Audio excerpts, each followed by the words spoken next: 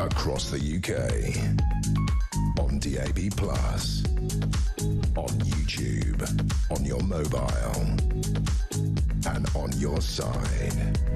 This is Talk.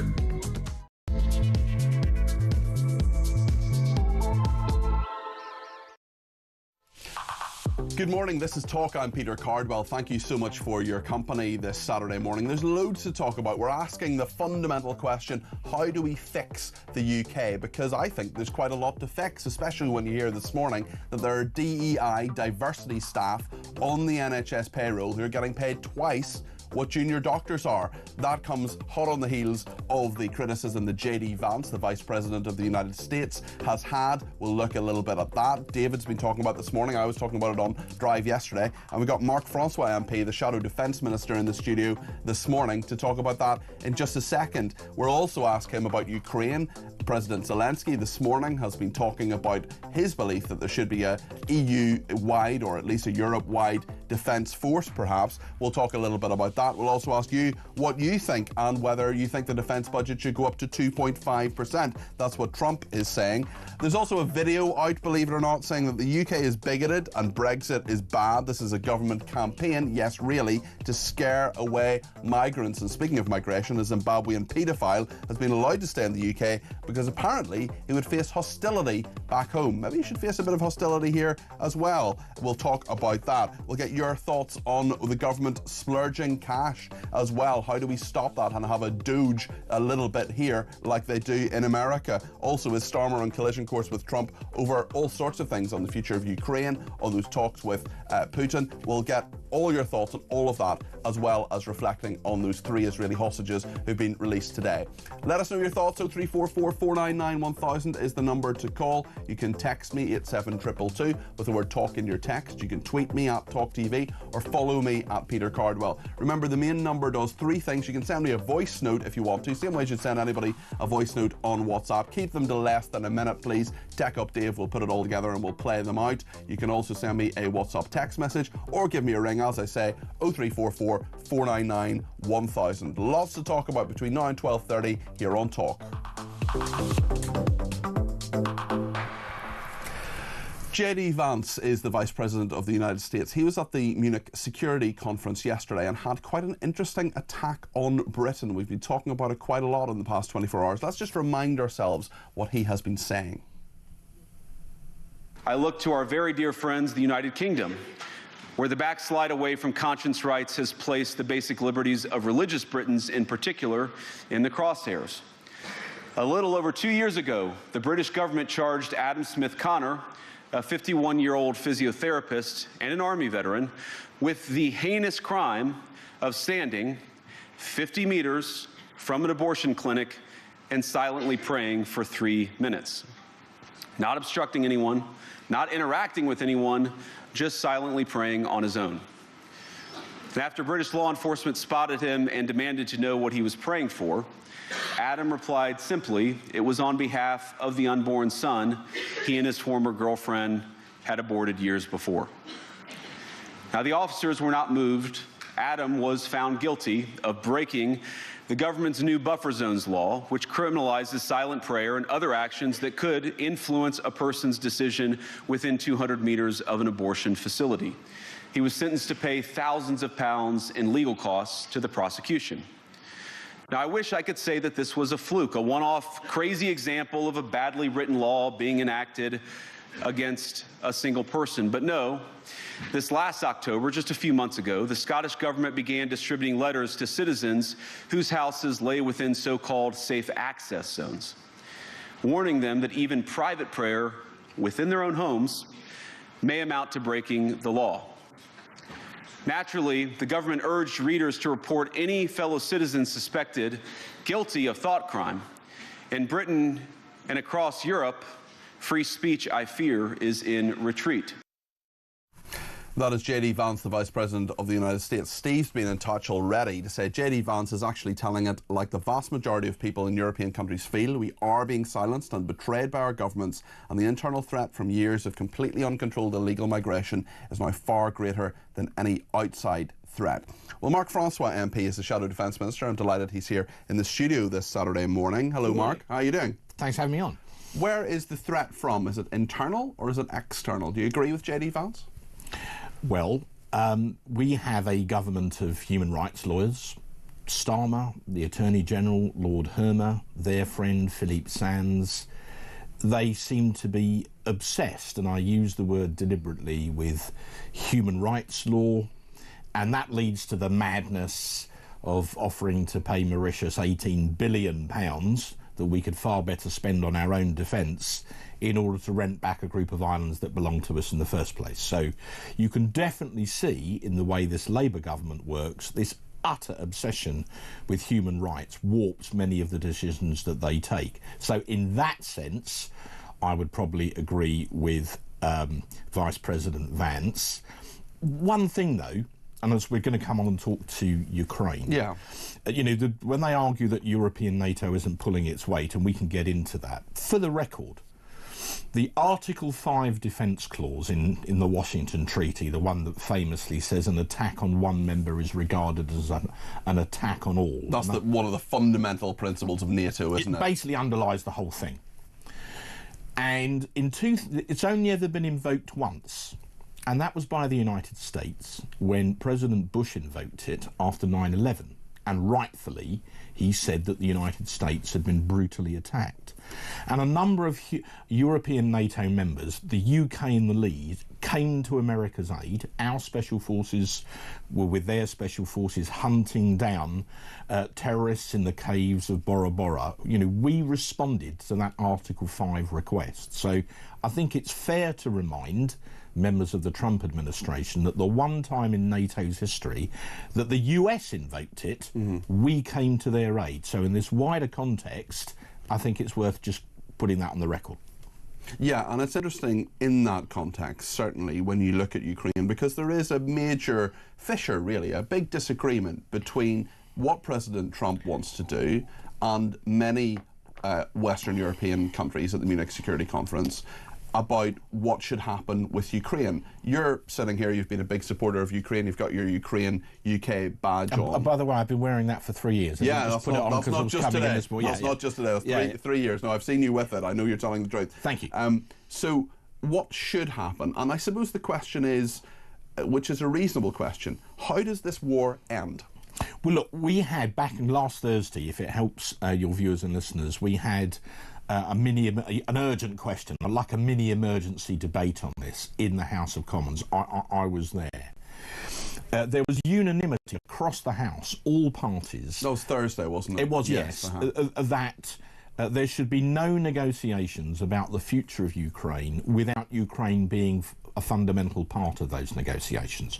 After everything that the Ukrainian people have endured for 3 years. Trump seems fairly happy for that to happen, though, Mark. Well, it must do. What we can't allow to happen, it wouldn't be right, is if this is all decided above Zelensky's head, just between President Trump and Vladimir Putin. That would not be the right way. And any deal you did like that, I don't think could endure. Yeah? So there was absolute cross-party support on that.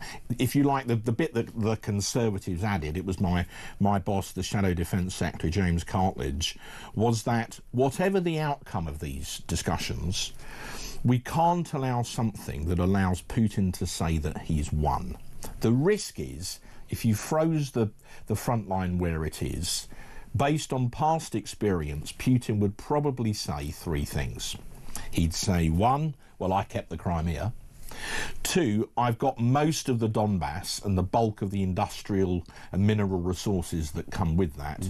And thirdly, I stopped Ukraine joining NATO.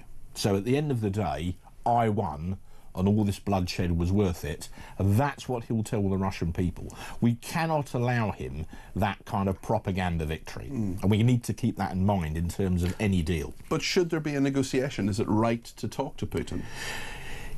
To my mind, the person you asked that question to is Zelensky. You know, he's led his people through an incredible ordeal. We talk about the Russian invasion in 2022. It's almost exactly 3 years to the day. But in fact, they were first invaded in 2014. That's when Russia took the Crimea. That's when they took most of the Donbass. That was an invasion. And so this is the second one, not the first one. And after everything that the Ukrainians have been through, and I believe that ultimately they're fighting for our freedom too. They're fighting for Western values and democracy and self-determination. So if there are to be negotiations, they have to ultimately come out to the advantage of the people of Ukraine. If you don't do that, history tells you again and again and again, and there have been all these references to Munich and 1938 in the past few days. Is that fair? Well, what history tells you is appeasing dictators doesn't work. And Putin has told you what he wants to do. Hitler wrote Mein Kampf. He told the world what he was going to do. Putin has given numerous speeches down the years. If I were to summarise it, he said on the record that the collapse of the Soviet Union was the greatest geopolitical disaster of the 20th century. I mean, this man is an ex-KGB colonel. He's not a Boy Scout, right? And what he's trying to do is to recreate a Russian empire broadly on the lines of the old Soviet Union. So that would include the Baltic states, for instance. It would include Ukraine. And everything he's done as president of Russia is completely consistent with trying to achieve that overall objective. So we need to take an extremely clear-eyed, realistic view of what Putin is up to. And I say it again because it's worth repeating, appeasing dictators, and he is a dictator, doesn't work. Just to go slightly back to JD Vance, Jane has been in touch, says, "Morning, Peter. What did JD Vance say that wasn't true?" Absolutely nothing. Wish he could run this country. We've had many, many messages along those lines. In terms of what JD Vance was saying specifically about the threat to free speech in this country, the example he gave wasn't quite right. There were a few little factual errors, but essentially what he was saying was straightforward and factual. I just wondered, I mean, do you agree with him that free speech is under threat in this country?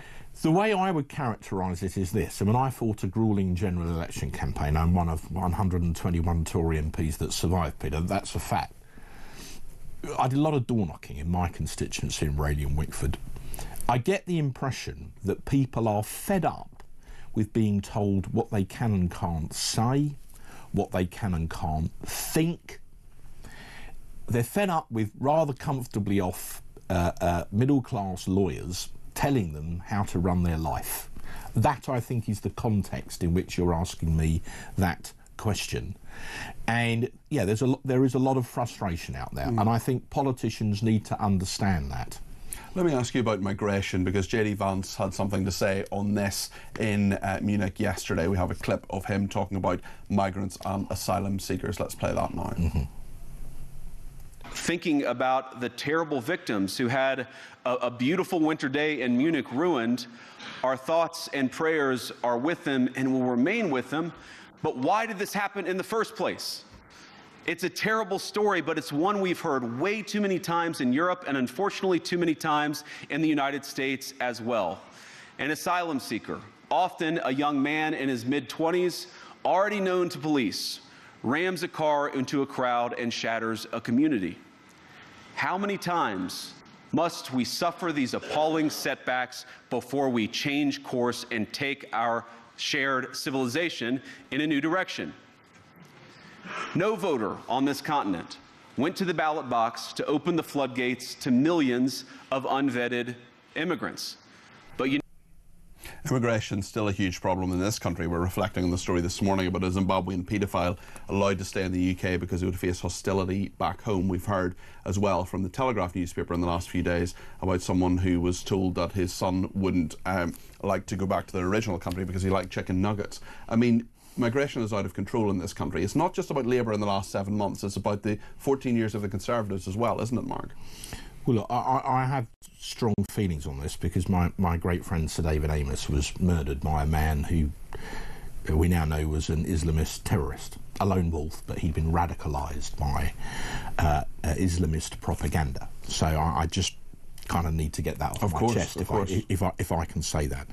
Look, on the if you talk about the small boats, for instance, look, we had a plan. We had the Rwanda plan.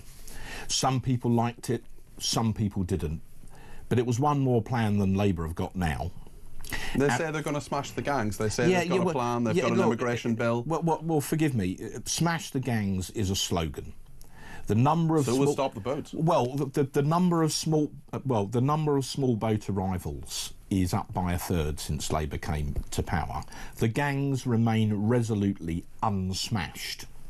So, and they keep having sort of, summits. They haven't actually got a policy to stop them coming. Now, I believe the Rwanda policy had started to work. Why do I say that? You remember, Peter, that at one point the government of the Republic of Ireland were complaining very vocally that illegal migrants from Northern Ireland were trying to cross the border into the Republic because they were worried they might be deported to Rwanda. I mean, you remember all this at the time? Yes, I do, yes. Right, so I would give that as an empirical example that it was in fact beginning working to have... to some degree. You don't take that from me, take that from the Taoiseach. Yes.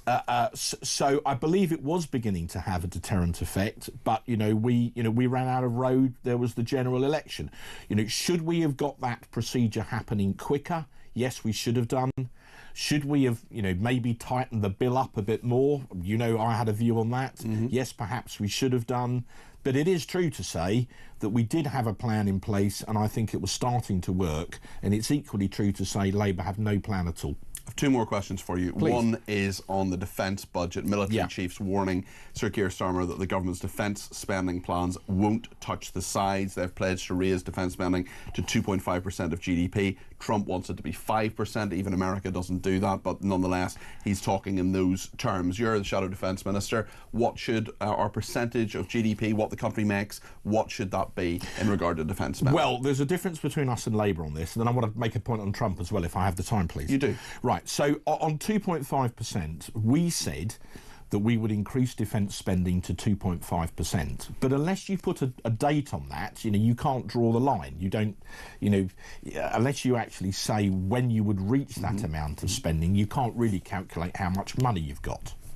So we said a little over a year ago or so, 2.5% by 2030. So if you then, and it was a linear increase year on year. So that would have added, between last year and 2030, about an extra £20 billion in real terms for the defence budget. And firstly, that would have allowed us to replenish many of the munitions that we've given to Ukraine. Relative to the size of our army, we've given more kit to the Ukrainians than anyone else, including the United States. So we could have backfilled all of that, and it would have allowed it for some growth in other areas of defence. Labour are saying 2.5%, but they won't put a date on it. There's almost civil war between the MOD and the Treasury at the moment over this, hence these briefings and leaks. We're awaiting the final outcome of the SDR, the draft... Strategic Defence Review. Thank you, yes, sorry, yeah. That's okay. The first draft from the review team, led by Lord Robinson, ex-Secretary-General of NATO, widely respected, that went to the Prime Minister before Christmas. The rumour is the options were unpalatable for what Labour were prepared to spend, so it was thrown back at them. Yeah. I was told yesterday they're on the third draft. So unless you put a date on that money, it's funny money. It's monopoly money. Yeah. So the defence budget at the moment is in a real mess, and the difference is we put a date on it. So far they haven't. Coming back to Trump, he does have a point. He's a keen golfer, as the world knows, so he likes to use a very simple golfing analogy. If you join a golf club, you pay the membership fee. And when in his first term, when he was the 45th president of the US, he was arguing very strongly that all NATO members should spend 2% of GDP on defence. Now, at that time, there were about 4 European NATO members that did. We were one, for the record, but most of the others didn't. Now, there's about 23 of those countries that do. So you could argue that his pressing this had some effect. Whether everyone could stretch to 5, the Americans spend about 3.5% of GDP. So it's a big leap. Yeah, and that equates to a bit over $800 billion. So if he were to practice what he preached, their budget would have to go over $1 trillion. So I suspect 5% is a negotiating tactic. But look, there was a Roman strategist called Vegetus who famously coined the phrase civis pacem para bellum. He who desires peace should prepare for war in order to deter it. And you could say that's the unofficial motto of NATO. And, you know, history teaches us, sorry to say it again, but it's so important in this Ukrainian context. If we don't deter Vladimir Putin, his tank factories are working 3 shifts. If we pause this conflict, he'll rearm further, he'll wait a few years, and he'll have another go. So we need to understand the nature of the beast that we're dealing with. Just very briefly, final question, your reaction to the 3 Israeli hostages who've been released today? I think that, well, clearly I welcome it, but, you know, there are others that still need to be released. Ultimately, let's be honest, these decisions are not being taken by Hamas, they're being taken in Tehran. Hamas is a wholly owned subsidiary of the Iranian mullahs. They are the ones taking the decisions. And I'm not sure you will ever get true peace in the Middle East until we have solved the Iranian question. Thank you very much indeed. That's Mark Francois there, the Shadow Defence Minister. We'll be on the debate desk in just a second. We have a voice note just before we go to the debate desk from Teresa. Hi, Peter. Brilliant MP, Mark Francois. We love him in Wickford. He's always fair and he always speaks the truth. Well done. Thank you. There we are, Mark. Not always you get that kind of reaction. I swear that is not a put-up. I swear it's not. There are a few people who are perhaps not in agreement with you. We'll read those out after the break. Mark, thank you. We'll be on the debate desk next with Maxwell Marlowe and Joe Wheeler, political commentators. Both stay with us here on Talk.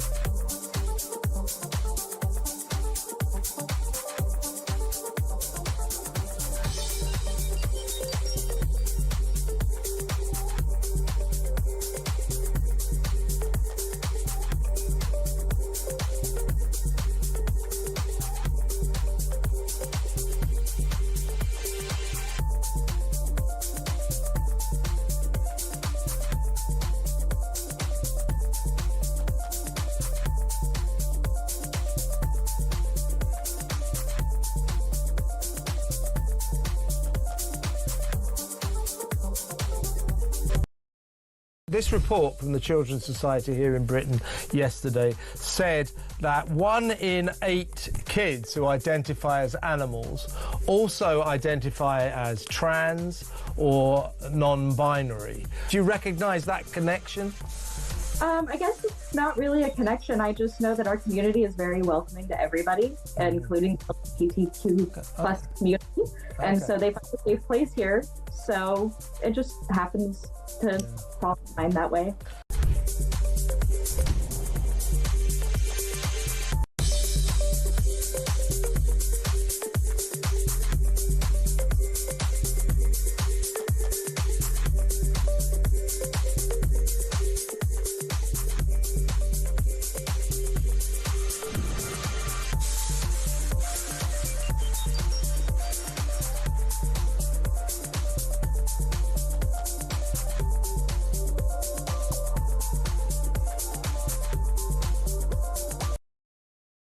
across the UK. On DAB+, on YouTube, on your mobile, and on your side. This is Talk. Thank you to everybody who's been in touch. 0344 499 1000. That's the number you need to give us a ring. We'll get as many callers on between now and 25 past 12. We also have, of course, voice notes. You can give us, you can send us a voice note on that same number. Dan's been in touch and says there's no difference between smashing the gangs and stop the boats. Francois' mob were just the same as the current mess. If they really wanted to protect us, they would have stopped the boats at the border. The uni party is over. That's a phrase I keep hearing, the uni party. And we're asking the question, how do we fix Britain this morning? We'll ask our debate desk regulars, Joe Wheeler and Maxwell Marlowe will be with us in a second. Simon in Aberdeen, Mark Francois speaks well, shame he's a Conservative, says Simon. Paul says, is this Tory for real? 1 million people and more crossed our borders when they were in power. We need to get rid. Viva Vance, says Paul. Lots of reaction to what JD Vance has been saying, including from Tony and Selby. Hi Peter, please remind Mark Francois that the case JD Vance quoted was taken by a Conservative government. Well, technically, Tony, it was taken by the Crown Prosecution Service, which is of course independent of government, but I think that nuance was perhaps lost by JD Vance. But Sean in Gloucester is answering our question, how do we fix Britain? Good morning, Peter. A good place to start fixing the UK would be to get lying Labour out and put someone with common sense in. We can then start rooting out all this wasteful nonsense that is bankrupting our country. We should listen to JD Vance because he speaks the language of normal people, says Sean in Gloucester. Well, let's just remind ourselves what JD Vance has been saying. He's been very strongly, the Vice President, attacking Britain. This is what he said at the Munich Security Conference yesterday. We'll get reaction from Joe and indeed Maxwell and you to this just after we hear this clip from JD Vance. I look to our very dear friends, the United Kingdom, where the backslide away from conscience rights has placed the basic liberties of religious Britons in particular in the crosshairs. A little over 2 years ago, the British government charged Adam Smith Connor, a 51-year-old physiotherapist and an Army veteran, with the heinous crime of standing 50 meters from an abortion clinic and silently praying for 3 minutes. Not obstructing anyone, not interacting with anyone, just silently praying on his own. And after British law enforcement spotted him and demanded to know what he was praying for, Adam replied simply, it was on behalf of the unborn son he and his former girlfriend had aborted years before. Now, the officers were not moved. Adam was found guilty of breaking the government's new buffer zones law, which criminalizes silent prayer and other actions that could influence a person's decision within 200 meters of an abortion facility. He was sentenced to pay thousands of pounds in legal costs to the prosecution. Now, I wish I could say that this was a fluke, a one-off crazy example of a badly written law being enacted against a single person. But no, this last October, just a few months ago, the Scottish government began distributing letters to citizens whose houses lay within so-called safe access zones, warning them that even private prayer within their own homes may amount to breaking the law. Naturally, the government urged readers to report any fellow citizens suspected guilty of thought crime. In Britain and across Europe, free speech, I fear, is in retreat.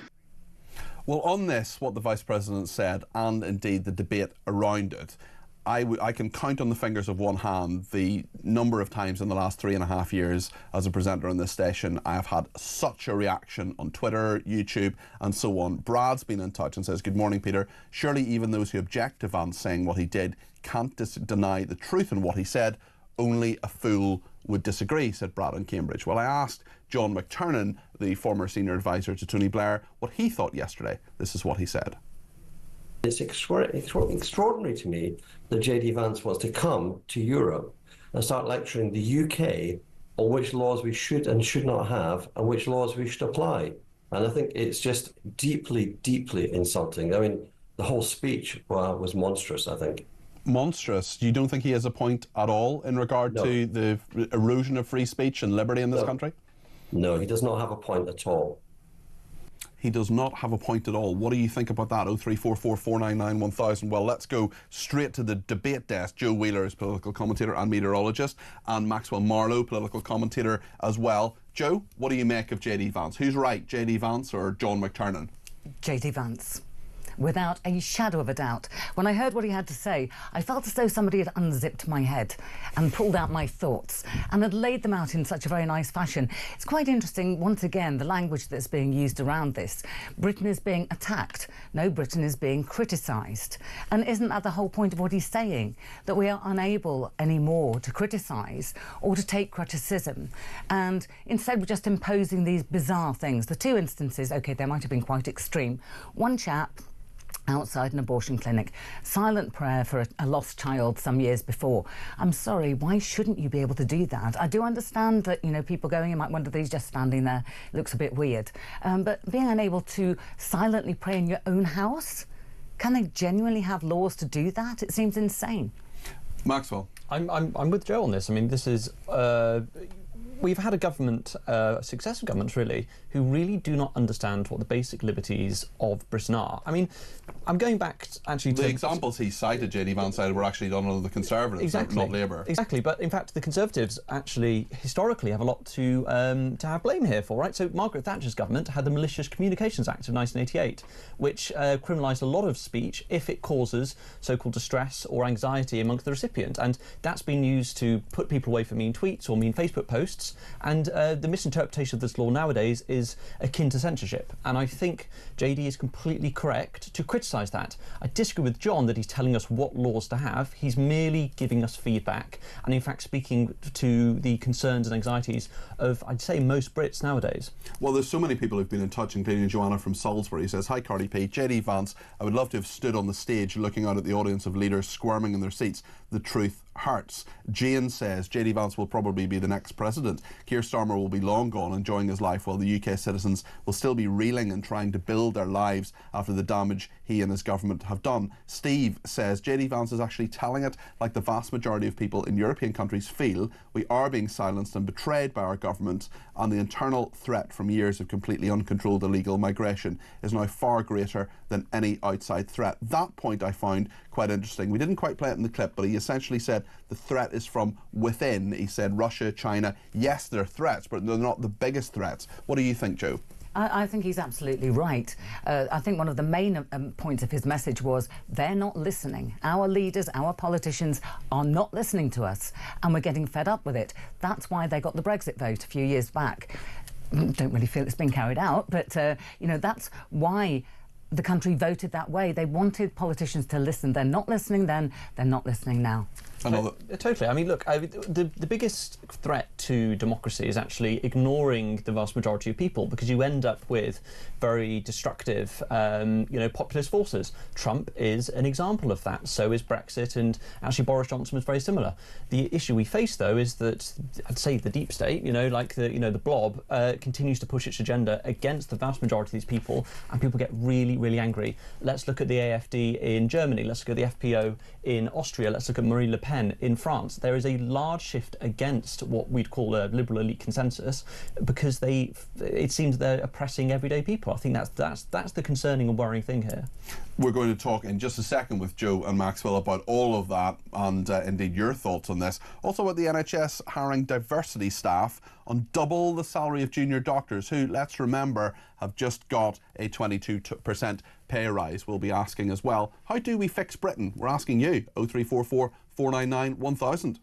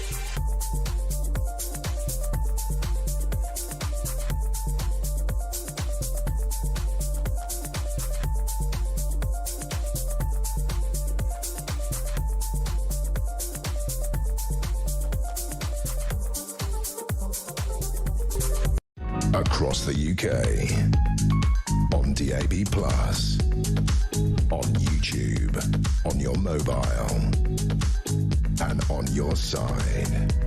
This is Talk. It's great to have your company here on Talk. In fact, I'm doing Drive all week between 4 and 7. Jeremy's off. It's half term. He's spending it with his kids, of course, so I'll be here with a Drive between 4 and 7.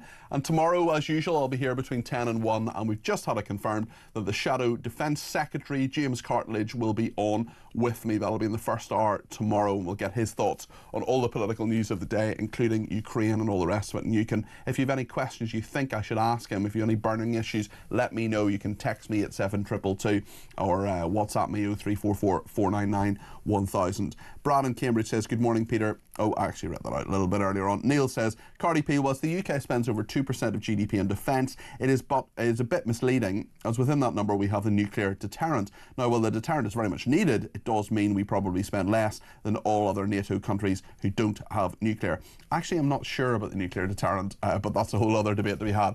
Terry in Slough says, correct me if I'm wrong, but wasn't this a useless and incompetent Tory party that started putting these asylum seekers and illegal immigrants in hotels first? Jeff in Bedford says, morning, Peter. Thank you for keeping pressure on our politicians. Please tell me why an American has to tell us why our country is going to the dogs. Most of our politicians have no ideas, sense or backbone to see what's going on in front of them, says Jeff. And one more before we go back to the debate desk. Peter, do we think a general election could be forced sooner due to Labour destroying Britain? Well, no, it's basically up to Keir Starmer, and I think it is really going to be probably in 2029, barring catastrophe, but who knows? You know, Boris Johnson was going to have a fifth term a few years ago, and look how that turned out. We're asking the big question this morning, and I want your views on this. How do we fix Britain? Maxwell, how do we fix Britain? You turn it off and then turn it back on again, I think. Things are not well, and we do need quite radical change, I think. You know? I remember someone once saying to me about the Middle East, how do you solve the Middle East? And he just said, photocopy it. I think switching off Britain and switching it back on again might not be the right answer, but listen, I think it's not the worst idea I've heard. Joe, how do we fix Britain, and what needs to be fixed? Common sense, for a start. Something which this station is very well known for. As I say, the whole speech by Vance yesterday seemed to be common sense. We should be listening. We should be listening to the people of this country who vote. We should be listening to what the people of this country want. And but the people of this country who voted for a majority Labour government, Joe, and maybe they're getting what they voted for. I don't remember many of these things being in the manifesto. Fair point. Things have cropped up since, and obviously not going quite to plan. Well, certainly not the electorate's plan. It may be going to Starmer's plan, but not everybody else's. I think listening to each other, finding a different way to govern, finding a different way to cater to what the people want would probably be a good start. One thing that the NHS is doing is hiring diversity staff on twice the salary of a junior doctor. Wes Streeting said that ideological hobby horses need to go after stating that one NHS staff member had boasted of holding an anti-whiteness stance. There have been quite a number of job postings, roles in equality, diversity and inclusion at salaries exceeding specialist doctors. So at NHS England, EDI secondment position covering the southwest of England, offering a pro rata salary of £122,000 a year. That is what? More than 4 times the average wage, and ahead of equality, diversity and inclusion role at a London trust with a salary of £91,336. We're actually going to be talking a little bit later on to someone from The Spectator there, talking about ways in which we could do what America has done and cutting all this nonsense. Maxwell, what do you think? Well, the reason we have to do this is because of the Equality Act, which is a Labour piece of legislation the Tories absolutely loved, and they've been using it ever since. So the reason we need diversity staff is because of the concern about lawsuits within the NHS, which are incredibly expensive. So we have to hire diversity officers, EDI roles, etc., to basically mitigate that. But that is no excuse at all, Peter. There's no excuse at all. I mean, when you look at the NHS as a whole, I've got some stats here. We spend 11.3% of our GDP on the NHS, which is the 6th highest in the OECD. We've got the fewest less scanners in the G7, we've got fewer doctors per capita than Bulgaria does, and we've got fewer beds per capita than Brazil, Slovenia, Croatia. So people are paying an immense amount in tax for this broken health service, and what are they getting in return? Very long waiting lists, massive salaries for roles required by legislation, and then finally terrible health outcomes. I've got friends who now will go to other countries instead of coming to the UK, instead of staying in the UK for their health treatment. I know some people like that as well. I expect you do as well, Joe. Quite likely. One thing that does concern me about this, these massive sums of money being offered, what qualifications do you need for that? Because if I was a doctor who'd been through all that training, been through the sleepless nights, the long shifts, the utter fatigue, to achieve a position which in society should be revered and considered, you know, pretty much as high as you can get, and somebody walks in and earns all that money when they've done nothing like the amount of training that you have. Yes, exactly. And I mean, how do you know if the equality, diversity and inclusion isn't there? If they go on strike, are there terrible levels of inequality? Let's talk about another story. This is about asylum. A Zimbabwean paedophile allowed to stay in Britain because he would face hostility if he was deported to his home country. Joe, you've been looking into this. Can you just bring us through this story a little bit? Yes, fundamentally, this guy was a paedophile. He'd been in jail for more than 5 years for child sex offences, and refused deportation because he was likely to face substantial hostility from the Zimbabwean authorities. Why is he not facing hostility here? I think he should face substantial hostility here in the UK. Sarah Pinder, the judge, accepted his lawyer's claim that as an openly gay man who had been jailed for more than 5 years for child sex abuse, he was likely to face substantial hostility from the Zimbabwean authorities. The man was also granted anonymity. He's autistic and deaf, which the court accepted meant he lacked the social skills that would enable him to diffuse hostility against him. I'm sorry he's autistic and deaf, but he's also a paedophile. I'm afraid I have absolutely no sympathy for this guy. I'd send him home in the next plane. And this isn't the only one. Maxwell was telling me earlier about several others just this week. I'll let you do it because you're quite humorous. Chicken nuggets. Yeah, yes, that was on Sunday. So last Sunday, Albanian drug dealer we want to deport has his claim basically upheld because his son likes a very specific type of chicken nuggets only available in the UK. On Monday, Pakistani paedophile... I mean, Joe's laughing and I'm laughing too. Like, this is beyond farce. I've got a list here, Peter. Right, so hold on. He's an Albanian drug dealer. We can't deport him because his kid likes chicken nuggets. Correct. I mean, it's a bit more complicated than that, but that's part of it. Well, that's part of it, but there's also, on Monday, a Pakistani paedophile was, denied deportation because of the effect that conviction would have on his children. Right, so that's Monday. Tuesday, well, I'm happy to deport him. Maybe we keep the kids. I don't know. Fine, but I mean Tuesday, Gazans given the right to settle in the UK. Using the Ukraine scheme. Do you know what's really interesting about that? Yeah, that was a total scandal. You know what's really interesting about that as well? The hypocrisy of Ireland. Okay, Ireland, which has supported one of the most pro-Palestinian places in the world, saying, "Isn't it dreadful? Genocide by Israel." Factually, not a genocide. Them saying over and over again how awful Israel is and how dreadful things have been for the Gazans, and things have been dreadful for the Gazans. I'm not saying that for a second. I'm not saying there haven't been, many people, many innocent civilians who have been killed in this. Will you take some refugees from Gaza? No, we'd rather not, thanks, actually. We're okay on that front. I mean, the hypocrisy is astonishing. It is astounding. And the thing is, as I was saying, this is just this week. This is not the week before. Yes. This is not next week, right? We're going to see this every single day. And British people are rightly going to be asking, what the heck is going on in our judicial system, and why are we having to spend all of this money to keep paedophiles and drug dealers safe in this country because we refuse to deport them? It is crazy. And Joe, I just think so many stories, I've said this before, but so many stories on this network come back to fairness, basic issues of fairness, and there are so many people who I'm sure are sitting at home thinking, hold on a second, hold on a second here. I pay my taxes, I don't break the law, I do what I'm told, I obey the law and I'm a good citizen and do what's the benefit for me? What's in this for me? Because I quite like a GP's appointment, can't get one. If I go to A&E, I'm going to be waiting 15, 20 hours.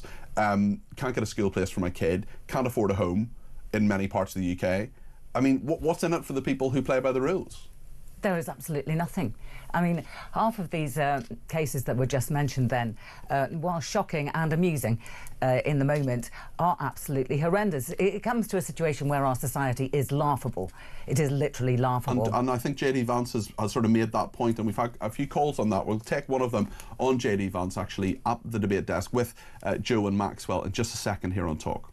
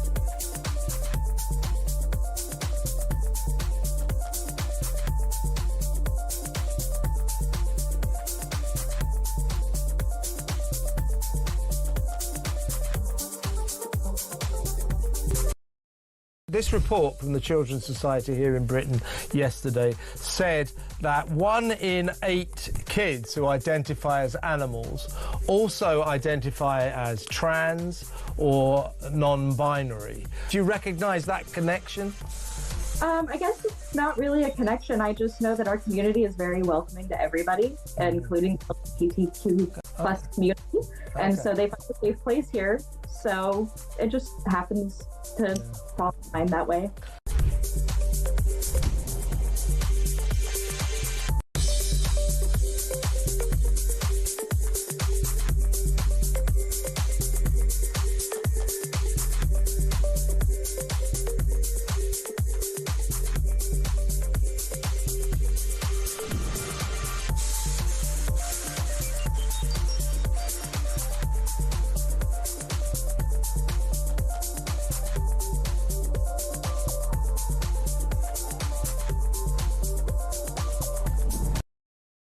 Across the UK, on DAB+, on YouTube, on your mobile, and on your side. This is Talk. We're on the debate desk with Joe Wheeler and Maxwell Marlowe, political commentators both, and Joe has another area of expertise in meteorology as well. Jade is our first caller of the morning. Jade in Shropshire has rung us on 0344 499 1000. You can too. Jade, I think you want to talk about JD Vance. You're very welcome to the programme. What would you like to say, not just to me, but to Joe and Maxwell as well? Right, okay. My question is why aren't the mainstream media actually reporting his full statement? Why is it being censored? That's a very good point. I mean, in fairness, there are quite a few newspapers covering this today, but I haven't seen lots of it on BBC and Sky. Yeah, that formed part of my complaint last night to the BBC. Which you complained? I put a complaint in, yes. So okay. I have put a complaint in. I emailed them last night. I watched the news at 6 and I watched the news at 10, and I only watched it just to see if they will cover it, because I've actually switched off from the BBC over the past 18 months because I feel as though we're trying to be pushed into a left wing. And if we have opposing views, then we're basically called right wing. And I don't know whether I'm left wing, I don't know whether I'm right wing. I just want the British people to be listened to and a sensible debate to be made about it. Well, let's have that debate. What do you make of what JD Vance actually said, Jade? I feel that there's some merit to what has been said. I think that, I don't agree with people who are having abortions, having people protesting outside, but I think a silent protest where you're praying, if he's not sticking up posters in people's faces, if he's not aggressive, and if he's there not intimidating, then I really don't understand the issues. I think if you want to have prayer behind closed doors, whether you're praying for the lost souls down the road or not, that's allowed. We have to start respecting people's religious beliefs. If we're told constantly that we're to respect Islamic beliefs, Muslims and Sikhs, and we're constantly being told that we have to be an all-inclusive society. It's a two-way street, isn't it, Jade? Yeah. So how can we censor, people who have beliefs in one way or the other? I mean, again, we wouldn't allow a riot to go on in the street. We would close that down based on far right, far left views, but we're allowed to peaceful protest. Hold your thoughts just for a second, Jade. I promise you I'll come back to you, but I just want to get reaction from Maxwell and first of all, Joe, to what you've said there. Well, first of all, picking up on the attitude towards mainstream media, she's absolutely right. I'm sorry, they do not report on anything that leaves them uncomfortable or opens up another area of discussion. So I would totally agree with that. I'm also absolutely shocked that it hasn't been discussed more, within the newspapers and everything else. I really dislike these labels, far left or far right. If I have one idea in my head which maybe affiliates with a far right organisation, but the rest of my life is normal, does that make me far right straight off? Or even the other way round? It's a very interesting point. The point as well, a good point, I think, and we'll come back to Jade in a second, but a good point, I think, just in regard to this, and it's a wider point. You mentioned about various media not doing things that make themselves uncomfortable. A friend of mine who used to work for the BBC gave a really good example, not about anything controversial issue necessarily, betting. Really interesting one. Loads of people in this country bet £1, £2, 50p, a fiver on races. They enjoy it, they go to the betting shop, they see their friends, they do it in the pub, they do it on their phone.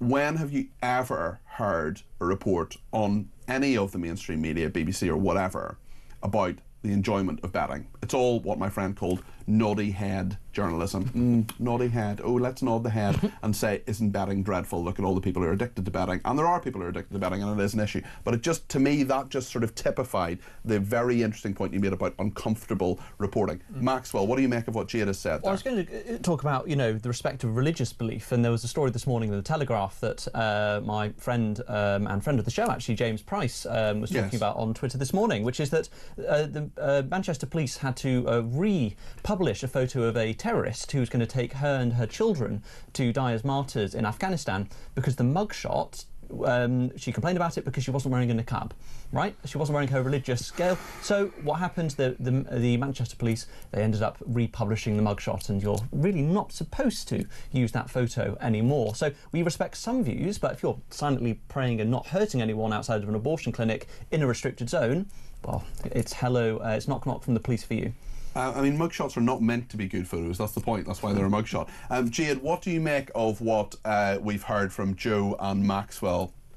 I completely agree with both sentiments, and I completely agree with labelling people far left, far right.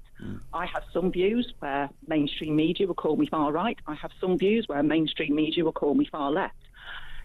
Quite frankly, I just have views, and I'm a British tax-paying person, and I just want my views respected, as I'm sure the majority of people just want their thoughts and their views, and actually what's going on in the world and what's going on in our country reported as it is.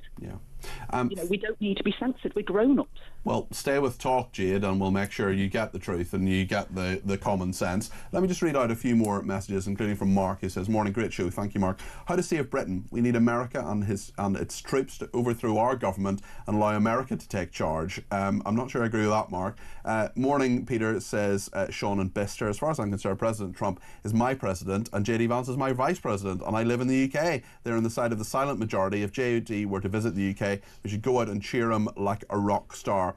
A reaction as well to John McTernan, the former Labour advisor, who spoke to me yesterday. Leon says, John McTernan says that JD Vance is out of order, but it was fine for Obama to say we'd be at the back of the queue. If we Brexited Tracy and Wakefield, morning Peter, maybe 4 years of Trump and 8 years of Vance, we may just get the West back. Jane says, JD Vance talking about free speech seems many leaders in Europe saying his speech not acceptable. Leslie says, how do we fix the UK? Unfortunately, we can't for 4 years. Until this calamitous government is well and truly defeated. Just a final thought on the debate desk from Joe and Maxwell. Joe first. Well, I think what JD Vance said yesterday and was so joyous, first of all, in its content, but also the reaction of the people present.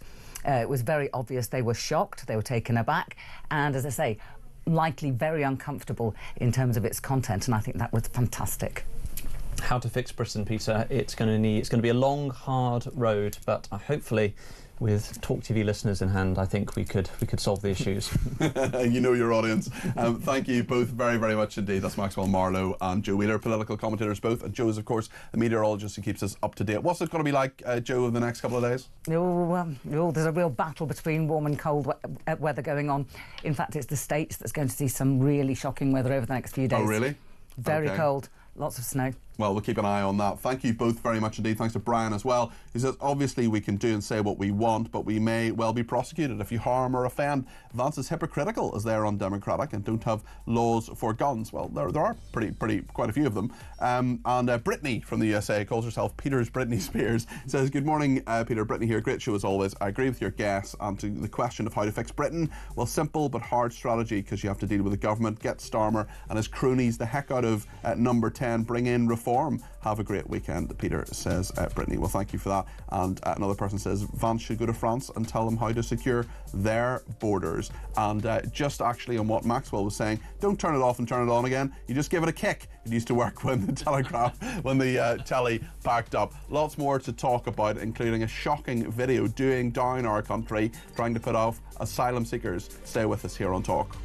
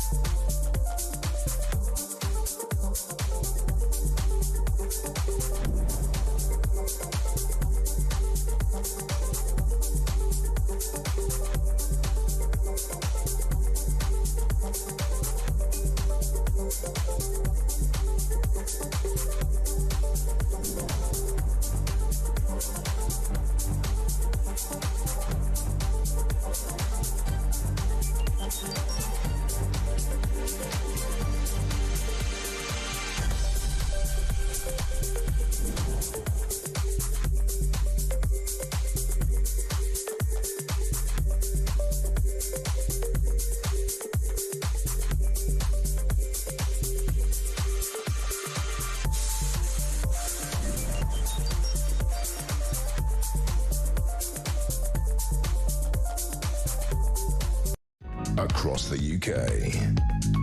On DAB+. On YouTube. On your mobile. And on your side. This is Talk.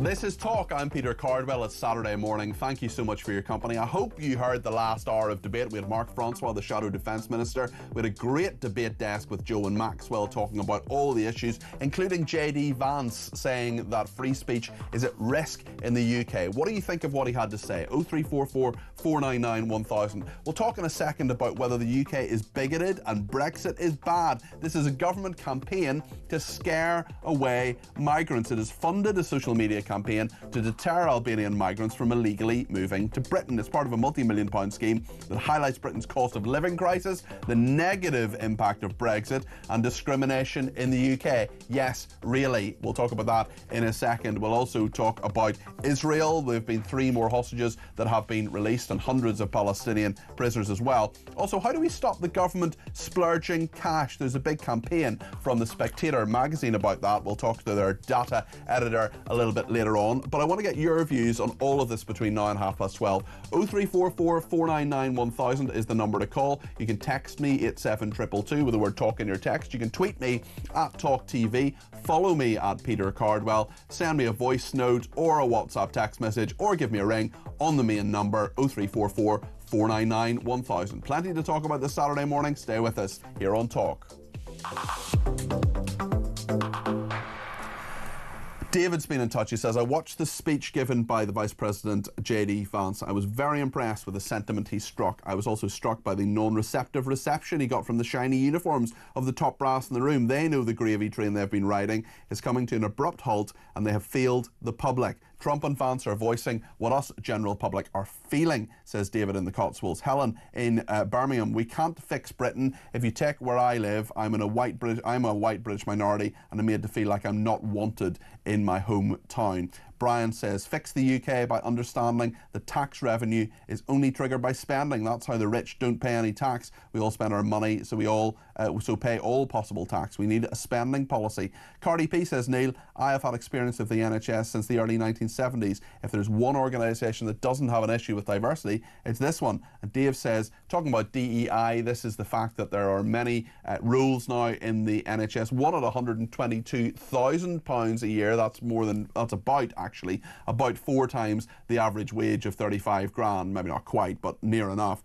And Dave says, DEI, surely every staff member should be diverse and deal with everyone as a human being, not just a colour or race. If I was a junior doctor or healthcare worker, I would be furious at the difference in salary. So that's more than a junior doctor, never mind a nurse, it's more than a junior doctor, and they've got a 22% pay rise. All of those issues, let me know your thoughts. Give me a ring, 0344 499 1000. We'll take some more calls in a minute. But first of all, we're going to talk about the government which has funded a social media campaign to deter Albanian migrants. These posts are illustrated by black and white images of closed shop fronts covered in graffiti, flats in a state of disrepair, mounds of broken furniture dumped next to a housing estate. This is a project being funded by the Foreign Office as part of its £3.75 million a year campaign to combat irregular Albanian migration. There's limited evidence on the effectiveness of a dissuasive communications approach. That's what an internal Foreign Office assessment have said. Let's find out what Stephen Wolfe, who's the director of the Centre for Migration and Economic Prosperity, thinks about this. Stephen, we're putting off Albanians by telling them that Britain's rubbish. Is this a good idea? Of course not. Everyone with any common sense would see this as being a laughable, destructive attempt to show how bad Britain is across the globe. And another reason why, when you've just been talking about JD Vance coming over to Europe at a conference and saying how the enemy within is our own governments, our own elites that have been coming up with ideas like this. Perhaps they actually should have shown the video and said, this is the impact on Britain that large-scale and mass migration has caused, because we don't have the money to spend on our own infrastructure anymore because we're spending it on hotels for those coming across the channel. That would be the real story. But will it deter any Albanian? You and I know that will not do so when the people smuggling gangs are making so much money out of it, and they're making a lot of money here compared to what they will get in Albania. Part of a £3.75 million a year campaign. Just to remind you that an internal Foreign Office assessment seen by the paper that is reporting this, the iPaper, there is limited evidence on the effectiveness of a dissuasive communications approach. How should we put off people coming to this country, Stephen? Well, we should put off people from coming to this country illegally in the same way that Donald Trump and JD Vance and Stephen Miller and the team that have created the strong response to illegal migration in the United States, and that's by a deterrence. Deter and remove. That's the simple answer to this problem, is make sure that we don't have law courts that allow paedophiles to stay in this country because that will have an impact on them under Article 8 of the European Court of Human Rights. We should be turning the boats back when they come into English waters from the French waters. These are the deterrents that really matter, not a campaign. It's almost like the old idea of dropping leaflets out of a out of a plane, as they did during the Vietnam War. This is ridiculous. Let's just remind ourselves actually what JD Vance said in regard to migration, then I'll get your opinion on it, Stephen. But JD Vance, this is the Vice President of the United States, speaking at the Munich Security Conference yesterday. No voter on this continent went to the ballot box to open the floodgates to millions of unvetted immigrants. But you know what they did vote for? In England, they voted for Brexit, and agree or disagree, they voted for it. And more all over Europe, they're voting for political leaders who promise to put an end to out-of-control migration. Now, I happen to agree with a lot of these concerns, but you don't have to agree with me. I just think that people care about their homes, they care about their dreams, they care about their safety and their capacity to provide for themselves and their children. And they're smart. That is JD Vance, the Vice President. Stephen, what do you make of what JD Vance said? This is a man that has a serious amount of intellect, intelligence, and a link to the people. I would say he is the John F. Kennedy of the future, because he understands really what's happening to the poor, the middle class, in the countries of Europe and the United States. He understands that their desire is not to see their communities overrun by large-scale migration that leads to the images of those pictures being sent back by TikTok to Albania. He understands that the voters have been ignored by an elite that are comfortable in their own homes and have listened to their own woke values for far too long. I think this is a man for the future, and he's setting out his stall by being honest, reflective, and genuine. Very interesting points from you there. And I just wonder as well in regard to migration itself. I mean, we've heard you mention or reference some of those stories that we've heard about someone saying his son could only get a certain brand of chicken nuggets. We've got a story today, I'm sure you've seen, about a Zimbabwean paedophile saying he would face hostility in Zimbabwe. I mean, the system is just not working, and the excuses that people are giving and getting away with, these are not just things that are brought up, these are things that are actually cited as reasons why people should stay in this country. We must just be a laughingstock to so many other countries around the world, Stephen. Yes, illegal smuggling gangs are taunting us, and the impact of that is that they're laughing at our institutions and laughing at us as people. They are saying we cannot return the evil, we cannot return the malevolent, we cannot return convicted sex and child abusers, despite the fact that European Article 8 of the European Court of Human Rights enables us to do so. We have now become the laughing stock of the world, so much so that we have a vice president from the United States come over to a conference and tell us that we are a laughing stock. It's embarrassing. It's almost unbelievable. And I never thought that in this country, the country that I grew up with images of pushing back dictators in the Second World War, with the strength and feeling of our character of our people, that we'd get to a stage where the weak, pusillanimous elites of our country have allowed this to happen.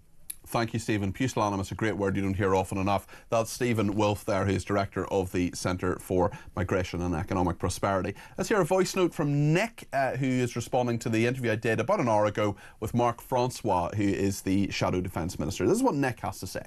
Good morning, Peter. Regarding your interview with Mark Francois, I like Mark as a politician, However, he will be forever remembered as part of the establishment which ruined this nation, and as such, whatever he says now falls on so many deaf ears. Vance's speech rattled the old guard, including Marc Francois, with a message that told the European elite that the game is up. People have started walking away from the gravy trainers towards a new way that understands that populism is merely democracy. It started with Trump, and it will return with Farage, continue to return Farage as Prime Minister, in my opinion. Best wishes, Peter. Have a good weekend. Very interesting thoughts there. Thank you for them, and have a good weekend yourself. Very much appreciated, Nick. Let's hear from Mark now. Mark's giving me a ring on 0344 499 1000. That's the same number that you can send a voice note in on. That's what Nick sent his voice note in. But let's hear from Mark in Leeds. Mark, you're very welcome to the programme. What would you like to say? Morning, Peter. Morning. I could think of better things to do on my birthday. It's my birthday today. Happy birthday! A ripe old 63-year-old today. 63. I'm sure you don't look a day over 62. Oh, mate, I look about 28. Excellent, excellent. Send me your skincare regime details. Right, what do you want to talk about? Right, look, I just believe that it was catalysed by the speech by J.D. Vance yesterday, but it just simply, since the elections in America, I've just enjoyed watching America do in 24 days what we failed to do in 14 years and 7 months. They have just simply made promises. They delivered. They continue to deliver every day on what they were elected for. We just seem to have been devoid of it, and everything was emphasised by Vance last night. We voted for Brexit. We've totally ignored it. We've undermined it. We've just continued to let migration continue. And I think it's just, whilst I'm glorifying in what's happening in America, and yes, please make us the 51st state of America, please, tomorrow. I'd be over the moon with that. But and that is the question, isn't it? I mean, a number of people actually have said that. A huge admiration for what J.D. Vance has said there. But Mark, I just wonder, the big question we're asking today, how do we fix Britain? Is the answer to be more like America, essentially? Well, just do everything you can. If we can use the assistance of Trump and Vance and all the rest of it to force a change. Starmer's just not going to do that, Mark, though, is he? He's not going to do anything. Our current regime's not going to do anything. I hope we don't have to wait 4 years before we have to re-vote, because the only people at this moment in time that we can do something about it is reform. Okay. And that's exactly where I'm positioned on it, and I will not be swayed by it. There's good, there's bad, but at the end of the day, fundamentally, it's the straight talking, which is what we're getting from America, which is why I'm in so much raptures. It's straight talking, and his speech last night, Vance, was unscripted. There was no sort of video printer in front of him. It was just literally speaking from the heart. And I just thought to myself, they are so much on the same page. And Britain needs to be careful. We call ourselves allies, but that means you are aligned in all that you do.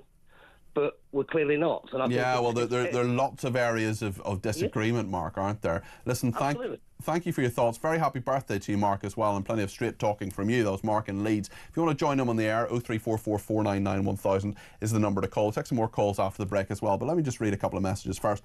Barry says, morning, Peter. By the looks of things, the only way we can fix the nation is to become the 51st state of America. As I was just saying, there are a number of people having that thought this morning. Gemma in Towcester, I can't pronounce this. What? Pronounce toaster, as in you put the bread in and the bread comes up on it. It's pronounced toaster. Sorry, this is Chris speaking in my ear. I can't remember that. Toaster. Okay, I quite fancy a bit of toast at the moment. Anyway, I fear our country is possibly beyond fixing under Labour, says Gemma in Toaster. So she's popped up with her opinion there. Happy days, says Kelvin. Morning. They can call us right wing or far right because we are right, and they fear us because they know we are right, and the lefties know it. I'm popping off to the betting shop to put £200 on Rachel Thieves being sacked before the summer. Kelvin, I would save your money. I think that Keir Starmer will die in a ditch for Rachel Reeves. I don't think he will for this other bloke, Richard Hermer, Lord Hermer, who's the Attorney General, who I think is on the way out at some point. But with Rachel Reeves, the problem is, a la Liz Truss with Kwasi Kwarteng, the fact is that Keir Starmer has basically subcontracted his economic policy to Rachel Reeves, and I think that if she goes, he'll look pretty bad as well. So I'd save your money and spend it on something else, maybe a nice meal out or something, or in a fancy restaurant. David says, morning Peter, I am a 74-year-old pensioner. I feel very scared of how my country will look in 4 years and if it could ever be fixed. We're asking the question today, of course, how can we fix the country? Cardi P, it's all well and good being lectured by Vance, but let's ask ourselves, where did all this woke stuff come from? I'll give it a clue, it wasn't the UK. And actually, someone made a point yesterday when I was presenting Drive all of next week, by the way, between 4 and 7, Monday to Friday. But someone made a point yesterday and said, well, actually, where are these migrants coming from? They're often coming from places like Afghanistan, for example, that we have been involved in wars with America with. So that's just sort of one element of all of this as well. Going to take a load of calls. Get your call in. Use the break to lift the phone. 0344 499 1000. Stay with us.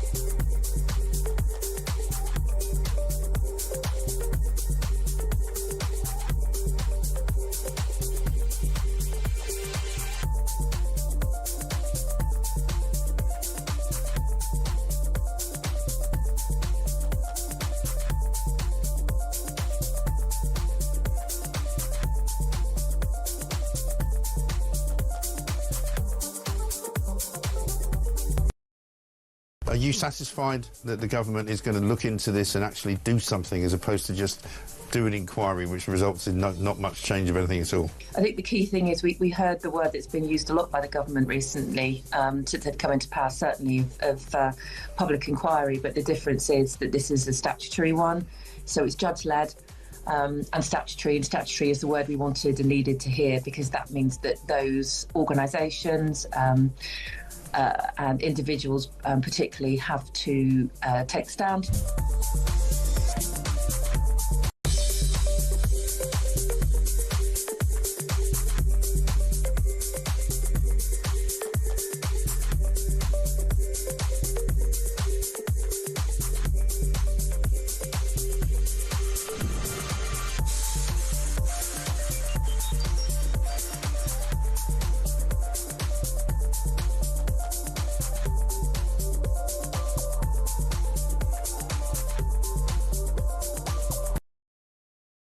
Across the UK, on DAB+, on YouTube, on your mobile, and on your side.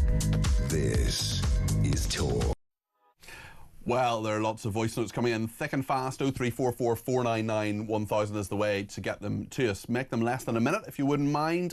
Tech Up Dave listens to them and then we play them out. Let's hear from Billy in Southport answering the question we're asking this morning. How do we fix Britain? Morning, Peter. Great show, as always. You asked the question, how do we fix it? I think the only way to fix it is get rid of Starmer and the Labour government. They're making an absolute hash of it all. Trevor has been in touch on JD Vance. Hi, Peter. A great show. Just to let you know, I think Vance is absolutely bang on, and he speaks for millions of us in the UK.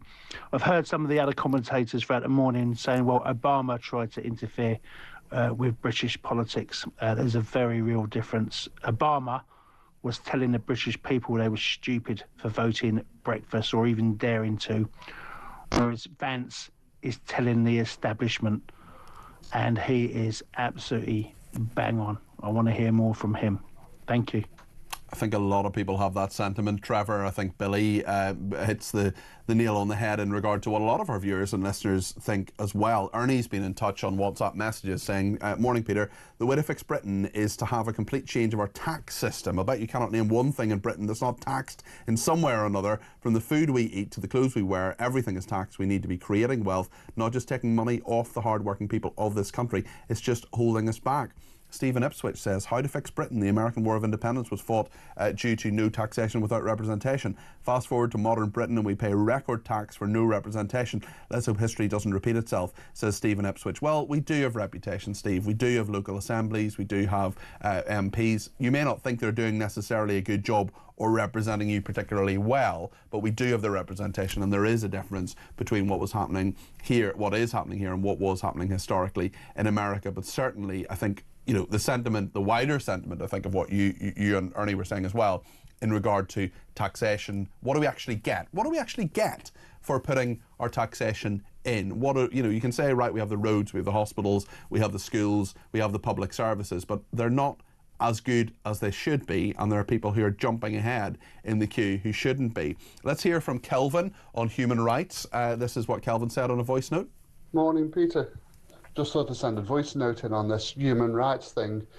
So they're allowing all these rapists to stay here because they'll get persecuted back in their own countries. Well, sorry, send them back there, because what the signal is they're sending out is, it's okay to rape children and women. Come over here and we'll keep you over here. It's ridiculous. That's how stupid this government is, and that's how stupid the human rights laws are. Defending the criminals, not the genuine people. It's time for that to go. Bye. Calvin, thanks for your thoughts there. I agree with every word you've said, and I think that there are just so many people who find that the system, particularly when it comes to human rights, is mocking us. It is outrageous for an asylum seeker who to say, oh no, an Albanian who was a drug dealer, who was saying, well, you know, I can't go home because my kid wants a particular brand of chicken nuggets. I mean, that's an actual thing. That's what happened. We have a Zimbabwean today who is saying, can't go back to Zimbabwe because as a rapist, I'll be treated badly. Well, why don't we treat rapists, a paedophile actually, why don't we treat them, why isn't he still in prison? Was the sentence long enough? Should we be giving these people asylum? And if they face peril when they go back to their own country, look, I don't want people who are innocent civilians who are genuinely fleeing persecution, who are genuinely, I mean, we are a very compassionate country, and we've taken in a lot of refugees, for example, from Ukraine. We've taken in people from Hong Kong, for example, who are facing real oppression there. I'm not saying we shouldn't take any asylum seekers. Some people have that view, and if you have that view and you think I'm wrong, that's fine. We disagree without being disagreeable on the show. Give me a ring, 0344 499 1000, and tell me why I'm wrong. But there are people who are swinging the lead, who are extracting the Michael on this, taking the Mickey, who are absolutely saying to taxpayers who are working hard and making sure that they pay all their taxes and do all the right things, actually, I'm going to make a mockery of what you're doing. I'm mocking your life. I'm mocking your law-abiding life. That's what they're saying. That's what they're doing. Lots more people have been in touch. Fiona says, when was the last time you heard anyone say about putting the rights of British citizens first? Maybe doing so would fix Britain or be a start. And what, Fiona, that's spot on. And what I get a lot from the viewers and listeners of this programme is, in what way is our government, and not just the government but the Conservatives as well and other places, and they would deny this, they would say this is all nonsense and they do stand up for Britain, but I see Keir Starmer in particular doing an awful lot for other countries, doing an awful lot for Ukraine, for example, doing an awful lot for asylum seekers in this country, trying to, he says he wants to smash the gangs. We're seeing evidence that, yeah, you know, there's a bill going through Parliament about immigration, and I'd love to talk to him about that on some occasion. But actually, what is he doing for citizens of this country? How are we fixing Britain by making life better for people who do play by the rules? Scott's in Essex and has given me a ring on 0344 499 1000. Scott, you're very welcome to the programme. What would you like to say? Hi, Pete. Hope everything's going well. Thank you. I want to start off with two quotes that I've heard. One is an old Chinese curse. May you live in interesting times. Heard that one, certainly, yeah. The other one is the one with Rome. When in Rome, do as the Romans. When in Britain, do as you like. I think a lot of people will agree with that, Scott. Where are the rules? Where are the people who are actually playing by the rules? And the people who do play by the rules don't seem to get very much of a benefit for doing so, Scott. It's the most astonishing thing about J.D. Vance. You've got an American that's coming over here and talking from the heart of the British people and the French and the German and the Spanish, all the people in Europe. We have had basically enough, and this, I don't want to say the term yank, but this American has come over here and spoke very eloquently of what we want, what we desire, and what we need, and what we see. And the people in charge are going, nothing to see here, please be quiet, we don't want to discuss it. Yeah. And I think that, exactly, you've hit the nail on the head there, Scott. I think that is what sticks in the craw of many people. J.D. Vance saying things that are chiming with a lot of people, a lot of our viewers and listeners, you as well, Scott, by the sound of things. And, you know, a lot of people are saying, actually, we don't want to talk about this, just put it in the too difficult box. Well, we are talking about it. We talked about it yesterday. We're talking about it today. Talk about it tomorrow if you want to as well, because this is my show, but it's your show too. And if you want to talk about it, you give me a ring, 0344 499 1000. That's what Mike in Buckinghamshire has done. Mike, you're very welcome to the programme. What do you make of what J.D. Vance has said? Hello there, Peter. Hi, Mike. First-time caller, Mike in Buck. Well, great to have you with us, Mike. Yeah, no, great show as always. Thank you. Now, I'd like to just sort of mention Suella Braverman in context of the J.D. Vance conversation that you're having this morning. I think a lot of what Suella promotes within the Conservative Party aligns with what J.D. Vance has been saying. Yeah. And she's, I think, is our best and perhaps even only hope for a sort of common sense future aligned with the majority view. And in my opinion, I think the guys in the States, you know, Elon Musk and the rest of them need to sort of throw their weight behind her and see if they can give her a push towards PM, because she's certainly largely, you know, it's a very interesting point. Do you think she'd have the support within the Conservative Party, though? It's a different party. You know, a lot of those red wall MPs are gone now. Well, that was what I was about to come on to. She's been marginalised within the Conservative Party, but she's a very substantial politician, and I think she can make, you know, real changes, real and desperate. What do you like about her, Mike? What do you think are her best qualities of Suella Braverman? Well, I think she's got a handle on the immigration issue, which is massive, this side of the Atlantic and the other side of the Atlantic. Her stance on human rights and whether we continue to be governed by the rules that have been in play for the last sort of 50 years, again, I think is very much in line with what's going on in America. And I think even economically, she would be good for us. Okay, well... Deregulation and stuff. Sure. You know? Mike, very, very interesting thoughts there. Great first call. Don't make it the last one. Give me a ring anytime. That's Mike in Buckinghamshire there. Gurdeep has been in touch and says, "Hi, Peter. I have a solution to the UK's problems. Trump could buy this country." There is a smiley emoji at the end of that, so I think that's perhaps needed. But thank you for that, Gurdeep. I will muse on that in the next few minutes. We will be talking to Jake Wallace-Simons, expert on Israel, in regard to the 3 hostages who have been released. But there could well be trouble ahead, because will the ceasefire last? Stay with us here on Talk.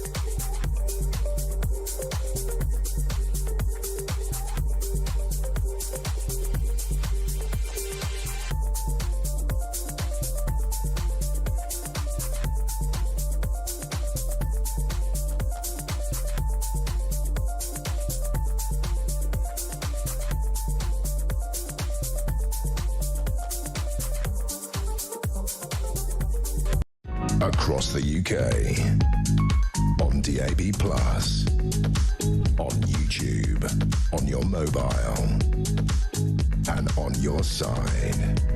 This is Talk. Well then, thank you so much to everybody who has been in touch. John in Norwich says, years later in the UK, it took Trump to take the flag as the movement's figurehead. Without him, it may never have happened. It is now entrenched in the US and slowly sweeping across Europe. The political world was indeed of radical change. It took inspiration and an inspirational figure to unleash it.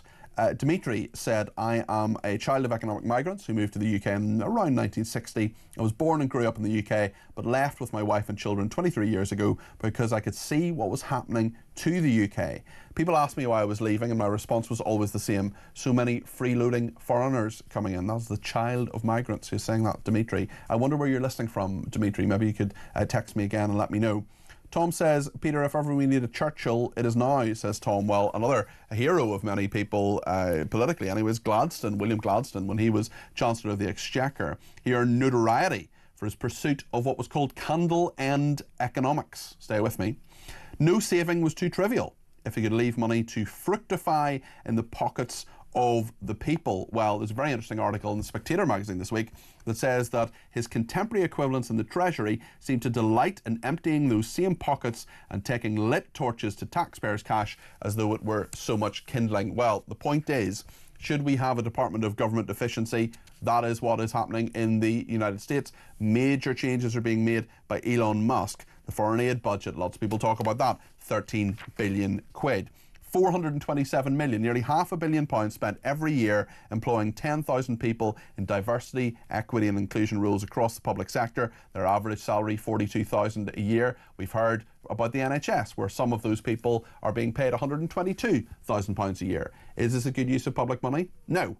Should it be sorted out? Of course it should. Well, Michael Simmons is data editor of The Spectator, and they have their own campaign about this, about, as they put it, spaffing gazillions of pounds of taxpayers' money on wasteful projects, which are variously inane, insane and indefensible. Michael, thank you for joining me this morning. How's the campaign going? Yeah, it's going quite well.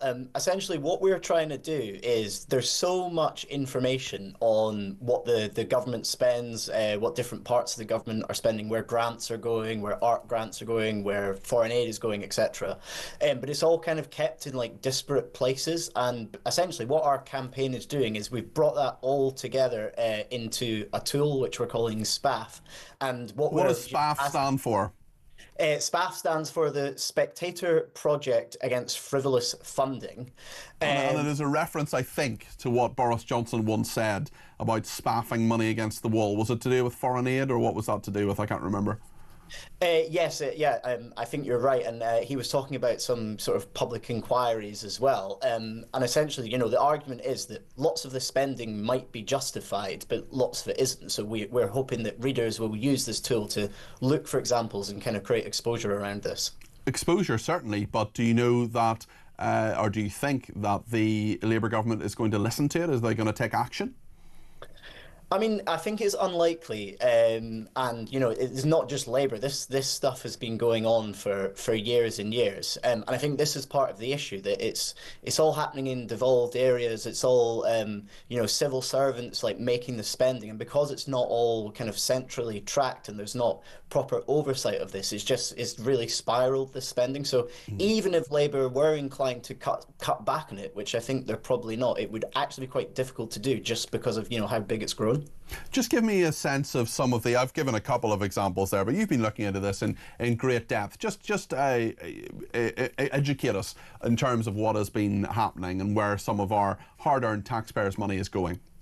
Yeah, for me, some of the more egregious examples are actually like the smaller end of the spending scale. I mean, we've heard before about like millions of pounds on research grants and foreign aid, but if you look at the government procurement card spending, which is essentially, it's almost like, you know, companies would have a petty cash fund. It's similar for the government. And if you look at the DWP spending, so this is work and pensions, yeah. Yes, exactly. They have funds that they give to job centres to. It's meant to help UC claimants find work. And one of the examples we found was that they bought an electric bike for a self-employed person who was on UC, who claimed that if they had this electric bike, they would be able to, you know, get more self-employed work and therefore hopefully eventually not rely on UC. But, you know, should the taxpayer be buying like a fancy bike for someone similar? You know, they're buying suits for people. They bought a laptop for somebody who wanted to be a games designer. They bought a laptop. I mean, why are they buying people laptops and electric bikes? That is. You know, I'm all for people getting back into work, and we do need to help people, but that doesn't seem fair. It doesn't seem equal either. And there are lots of people, I'm sure, who work a very long week, and 40 hours a week, 50 hours a week, whatever, who would love a new laptop. I'd love a new laptop. You know, I love an electric bike, but there are lots of people who just wouldn't be able to afford that and would say, hold on a second, these are people being given this, and we're paying our taxes to actually fund these things. Yeah, exactly. And I think the issue is, you know, maybe there's an argument to say if suddenly it works, then, you know, great, maybe it's okay to buy these laptops. But the issue is that it's just happening in a sort of uncontrolled way. So that on the e-bike example, we looked to the company where they bought this from, and it's not just that, you know, they've bought him a bicycle. They've bought one of the top of the range ones. Similarly, I spoke to somebody who's been through this fund on UC themselves, and they were given money. Just to clarify, universal credit, this is job seekers essentially. Yes, exactly. So these are people who are unemployed, but they're part of their conditions for their benefits is they have to look for work. And I spoke to somebody that's on this system, and they were given money to buy a suit for job interviews. And they said that even they themselves were surprised that they were given this money and allowed to just go into a shop and essentially pick out the best suit they wanted. And even if you make the argument that, okay, if people really are struggling, maybe it's a good thing to buy them. Well, you can get, if you just need a suit for a job interview, you can get, okay, it won't last that long and it won't necessarily be the best suit you've ever had, but I know someone who went to a well-known high street retailer and got a suit for £35. Yes, exactly. I mean, you can get a suit for tens of pounds. As you say, it's not going to be the best one, but if you look at through the spending, you know, they're spending thousands of pounds in John Lewis, Moss Brothers, places like that. I mean, those are high-end places. Those are expensive places for suits. Exactly. And this is the thing. Each individual payment is small, but it all adds up. And I think it goes to this sort of attitude within the civil service that this money, you know, doesn't have to be looked after. Yeah. Listen, this is a really interesting project. Keep in touch and let us know how you get on. And just before you go, just tell us what sort of reaction. Are people sending in examples? Are they helping you in your research? Yeah, absolutely. So on our tool, we've got a comment section, and we're asking people to type in there, you know, what they find. And we're going to do some follow-ups next week, looking specifically at where money is going to charities as well, which is another interesting area. Excellent stuff. Thank you very much indeed. This is Michael Simmons, who's data editor of The Spectator. Lots of people getting in touch about all sorts of issues, including Steve in Stoke, who says the legal profession has got this country all tied up for their benefit. Blair saw to that to benefit him and his family. He should be in jail until we smash the legal profession. We have had it. Dave in Hartlepool, you heard it from Vance. We are smart, not right-wing, for caring for our country. Ben in Plymouth says, I'm so jealous of the United States right now, but terrified of the damage Labour can do in the next few years. Gary says all the Brexiteers who were criticising foreign interference in the Brexit debate by Barack Obama are welcoming the interference of JD Vance in our affairs now, and all the Remainers who welcomed the intervention of Barack Obama in the Brexit debate are the ones criticising JD Vance for his interference now. Isn't politics wonderful?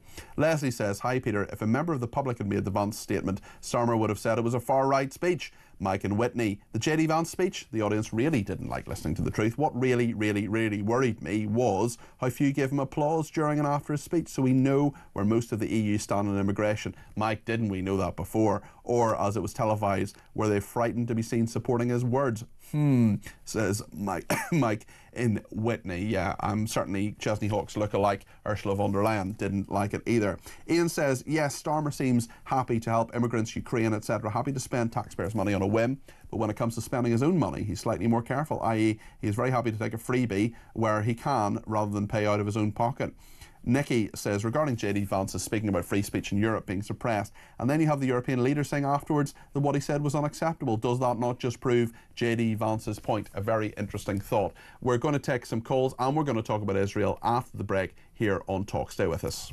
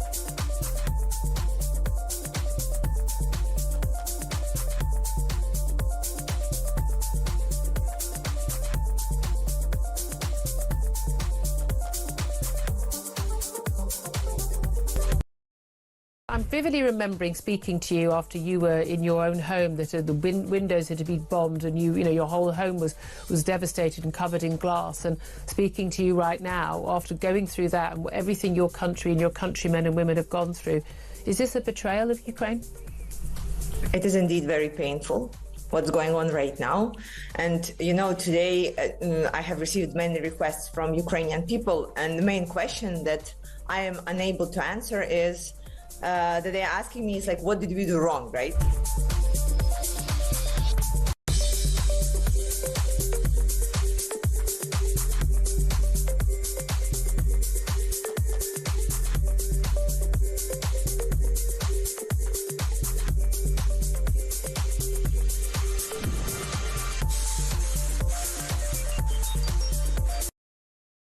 Across the UK, on DAB+, on YouTube, on your mobile, and on your side.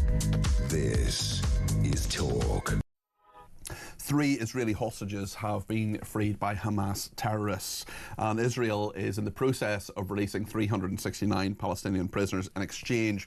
This is the 6th swap of these prisoners for hostages, Israeli hostages, Palestinian prisoners, as the ceasefire is under a lot of pressure there, and there are fears the deal might collapse or would have even collapsed by now. We know that the 3 Israeli hostages, these are people who've been held for nearly 500 days on Monday by Hamas terrorists, and we know, of course, that there are 60 odd, we don't know exactly how many, but there are about 60 people who are still being held, and we hope that they will be released as soon as possible. We hope that the devastation and destruction in the area ends, but we know today that 3 hostages, 36-year-old American Israeli Sagi Dekel Chen has been released, and actually in the last few minutes he has been reunited with his wife. His wife Avital was 8 months pregnant when he was taken hostage. I remember there was absolutely devastating, horrendous, murderous attacks on the 7th of October 2023. He'd been working on a bus renovation when he was kidnapped from a kibbutz, one of those collective communities where people live. He was living with his wife and 2 daughters, and then his wife gave birth to their 3rd daughter 2 months later. He's going to meet her for the first time, or perhaps has already, but will very, very soon indeed. A.R. Horn, who's an Argentine Israeli, was also kidnapped from his home at the kibbutz alongside his brother, who remains in captivity, still held by Hamas terrorists. And Sasha Trufanov, who is a Russian Israeli, was released today as well, and his grandmother and girlfriend were also kept as hostages. They were released during a brief ceasefire in November 2023, and Trufanov's father was killed as well. We have seen, and if you're watching on the screen, I know a lot of people are listening on the radio, but if you're watching on the screen, you can see again this grotesque spectacle of Hamas terrorists parading people. The terrorists, of course, have their faces covered, but they are, they've given them these sort of goodie bags of things that it's just awful. Jake Wallace-Simons is with me now. He's author of Israeliophobia and columnist at The Telegraph. He's a former editor of the Jewish Chronicle. Jake, what do you make of this? Well, it's becoming grotesquely familiar, this the depraved propaganda scenes where they come and give themselves the air of legitimacy as if it's a state handover of some athlete or something, and yet of course it's these innocent people who've been held for almost 500 days. And my question really is, why is the Red Cross taking part? The Red Cross officials get on the stage, sign the book, take the hostages. They could surely have objected to this, even if these were prisoners of war. They're not, they're hostages. But even if they were prisoners of war, they would be covered by the Geneva Convention, which specifically prohibits the degrading and humiliating treatment of prisoners of war. This is nothing if not degrading and humiliating, especially after the degradation and humiliation these people have been suffering from Hamas terrorists for the last nearly 500 days. I just wonder, Jake, you talk about the Red Cross there. I mean, have they been involved before? Have they asked to see these prisoners and check up on their welfare? Because we've seen that so many of these prisoners, obviously, because they've been treated so unbelievably badly, are gaunt, thin, starved, and have been treated horrendously in ways that some of us can only imagine. Well, the Red Cross has seemed far more interested in criticising Israeli treatment of Palestinian murderers and prisoners in its prisons than it has in gaining access to the hostages, the Israeli hostages in Gaza. In fact, some months ago, some relatives of one of the hostages were reduced to taking their necessary medication to the Red Cross offices in Jerusalem and leaving it there, begging them, please take this to my relative, and it didn't arrive. The Red Cross, in their defence, have said that it's very difficult to get through to them and to negotiate with Hamas, but there's been a real sense they've done very little, put very little effort into actually securing access to the hostages. In your estimation, how fragile are things? How fragile is the ceasefire, Jake? It's very fragile indeed, there's no doubt about that. There's a lot of political tripwires in Israel, not to mention the volatility of Hamas. And now we've got the new factor of Donald Trump in the White House. It was astonishing that last week he appeared to intimidate Hamas into rejoining the ceasefire by saying they'd be hell to pay if noon on Saturday, which is in 10 minutes time, came and went without all the hostages being released, and Hamas came back to the table again and released these 3 men today. But it does feel like there's a number of different things that could easily happen that would blow this out the water. What do you think will happen, Jake?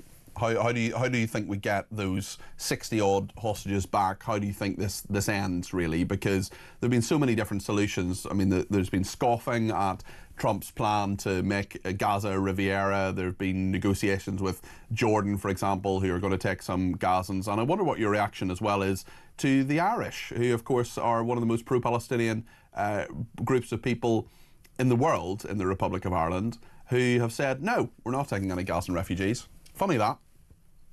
It's very funny, isn't it? And it's just, it's just an example of the hypocrisy that the pro-Palestinian side so often displays. You know, when it comes to the Syrians fleeing civil war in their millions, it's refugees welcome. When it comes to the Palestinians, you want to keep them where they are to advance your dream of a two-state solution for political reasons, using them as pawns. You know, Palestinians have told me on the phone, speaking from Gaza, they just want to get out of there. Why would they want to bring up their kids in the rubble, living on aid handouts forever? They don't want that. And yet the Irish and other bien-pensant, posturing, preening narcissists are much more concerned with their own ideological purity than the good of the actual real-life Palestinians who are suffering on their behalf. But look, how this is going to turn out at the moment is anyone's guess. Like I say, Trump's big stick has caused a lot of concessions around the world, not just in Gaza recently, in Canada, Mexico and elsewhere. And it does seem to be working a bit on Hamas. There remains to be seen what will happen with regard to trying to force Arab states to take in Palestinian refugees. They're not keen to do that for a variety of reasons, but as you said, Jordan has at least partially capitulated to Trump's demands in the past few days. But, you know, with Trump, you just never know. You know, people thought that the idea of him being elected president in 2016 was pie in the sky, and it's happened twice. So who knows what more is in store. Jake, thank you. That's Jake Wallace-Simons there. He's author of Israelophobia and a columnist at The Telegraph. He's also former editor of the Jewish Chronicle. Now, yesterday on Drive, I was on Drive between 4 and 7. I'm actually going to be on Drive all of next week between 4 and 7 as well, Monday to Friday. I spoke to Chris in Epsom, and Chris was telling me his views on assisted dying, informed by his own opinions. We basically ran out of time. I had to talk to Kevin O'Sullivan and had to end the show. So I've invited Chris back on the programme today. Chris, thanks for making contact again. I really appreciate it. Just continue your story for us. We have a bit of time now up until the 12 o'clock news. Hello again, Chris. Hi, Peter.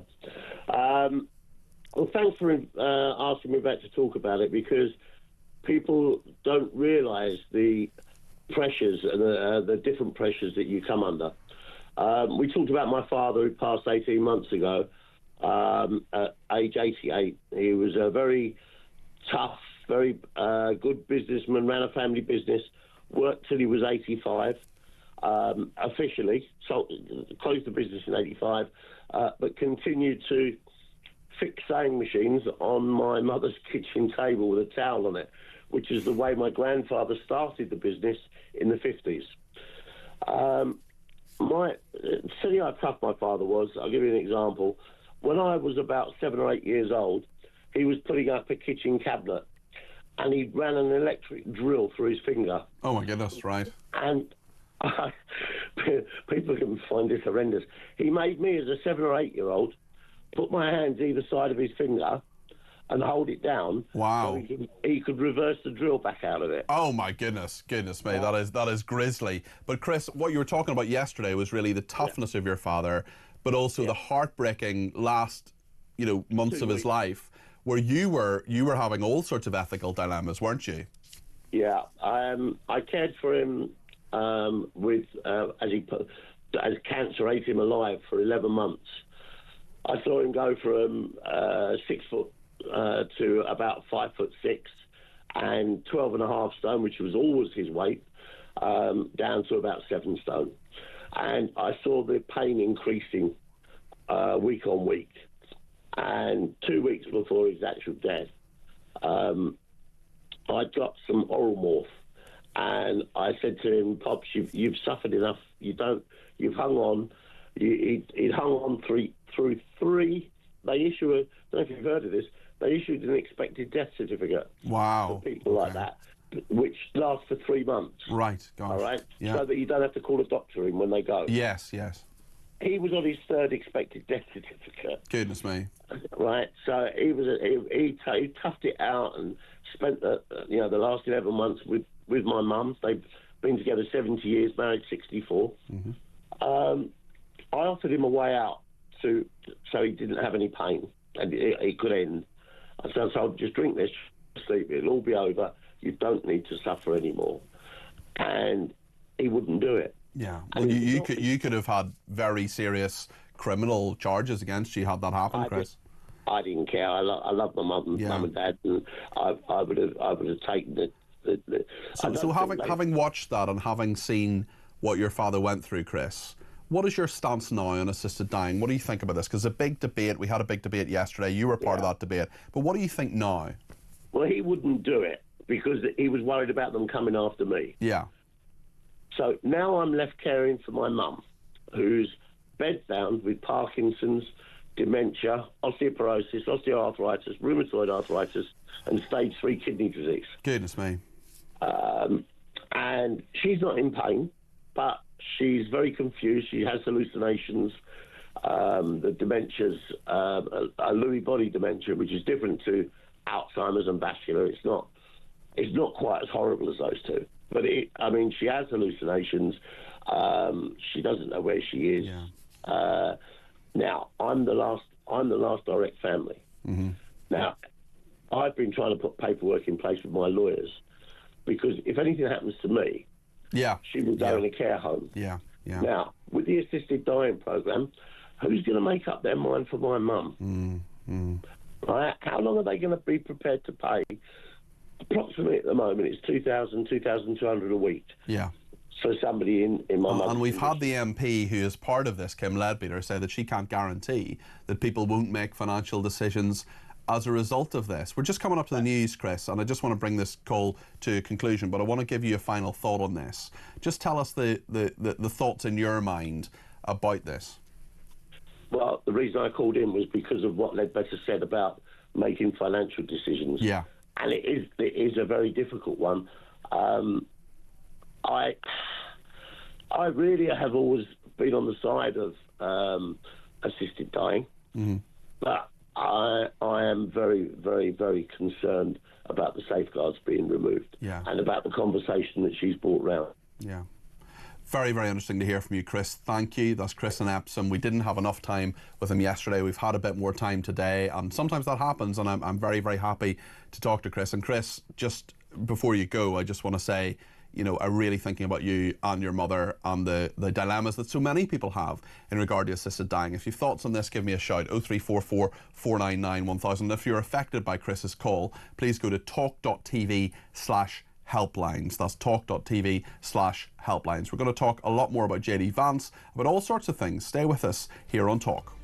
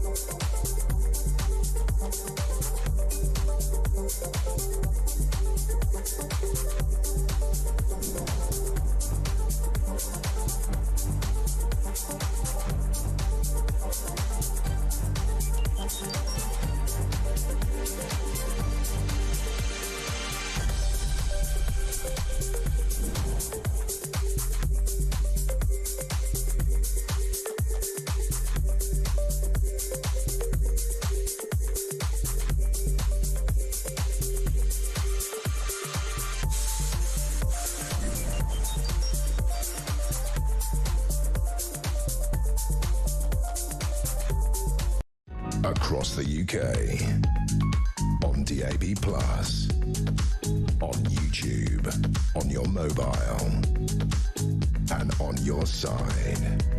This is Talk.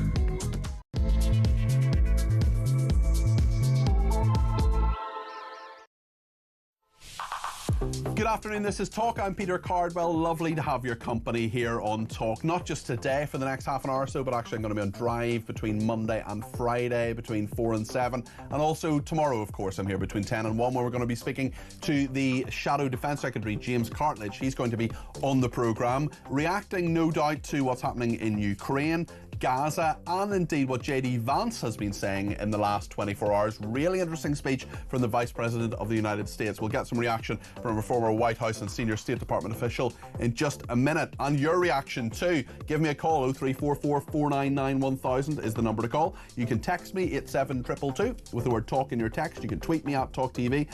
Follow me at Peter Cardwell. You can send me a voice note. We've had quite a few of those this morning. And you can send me a WhatsApp text message or give me a ring 0344 499 1000. Plenty to talk about in the next half an hour here on Talk. Right then, let's just remind ourselves, this was at the Munich Security Conference, so huge conference, all the defence security establishment, NATO, lots of Western Europeans, Chesney Hawkes lookalike Ursula von der Leyen was there, the President of the European Commission, and JD Vance, the Vice President of the United States. He didn't talk about what quite a few people thought he was going to talk about, which was the Ukraine plan that Trump had. In fact, he talked quite a lot about Western values and about free speech. Let's just remind ourselves what the Vice President, JD Vance, had to say. I look to our very dear friends, the United Kingdom, where the backslide away from conscience rights has placed the basic liberties of religious Britons in particular in the crosshairs. A little over 2 years ago, the British government charged Adam Smith Connor, a 51-year-old physiotherapist and an Army veteran, with the heinous crime of standing 50 meters from an abortion clinic and silently praying for 3 minutes. Not obstructing anyone, not interacting with anyone, just silently praying on his own. And after British law enforcement spotted him and demanded to know what he was praying for, Adam replied simply, it was on behalf of the unborn son he and his former girlfriend had aborted years before. Now, the officers were not moved. Adam was found guilty of breaking the government's new buffer zones law, which criminalizes silent prayer and other actions that could influence a person's decision within 200 meters of an abortion facility. He was sentenced to pay thousands of pounds in legal costs to the prosecution. Now, I wish I could say that this was a fluke, a one-off crazy example of a badly written law being enacted against a single person. But no, this last October, just a few months ago, the Scottish government began distributing letters to citizens whose houses lay within so-called safe access zones, warning them that even private prayer within their own homes may amount to breaking the law. Naturally, the government urged readers to report any fellow citizens suspected guilty of thought crime. In Britain and across Europe, free speech, I fear, is in retreat. Matthew Bryza is with us now. He's a former White House and senior State Department official. Hello to you, Matthew. Hi, Peter. Thanks for having me with you. Great to have you. And let me just read you a message from Maggie in London. This is absolutely typical of what, over the last 24 hours or so, our viewers and listeners have been saying, both in phone calls, text messages, WhatsApps. Maggie says, it took an American to say what most of us in Britain are thinking. Unscripted too. JD is president in waiting. Thank you, Vice President Vance. There's been a lot of people saying what Maggie's saying. Why does it take the Vice President to sort of hold the mirror to us, reflect things back?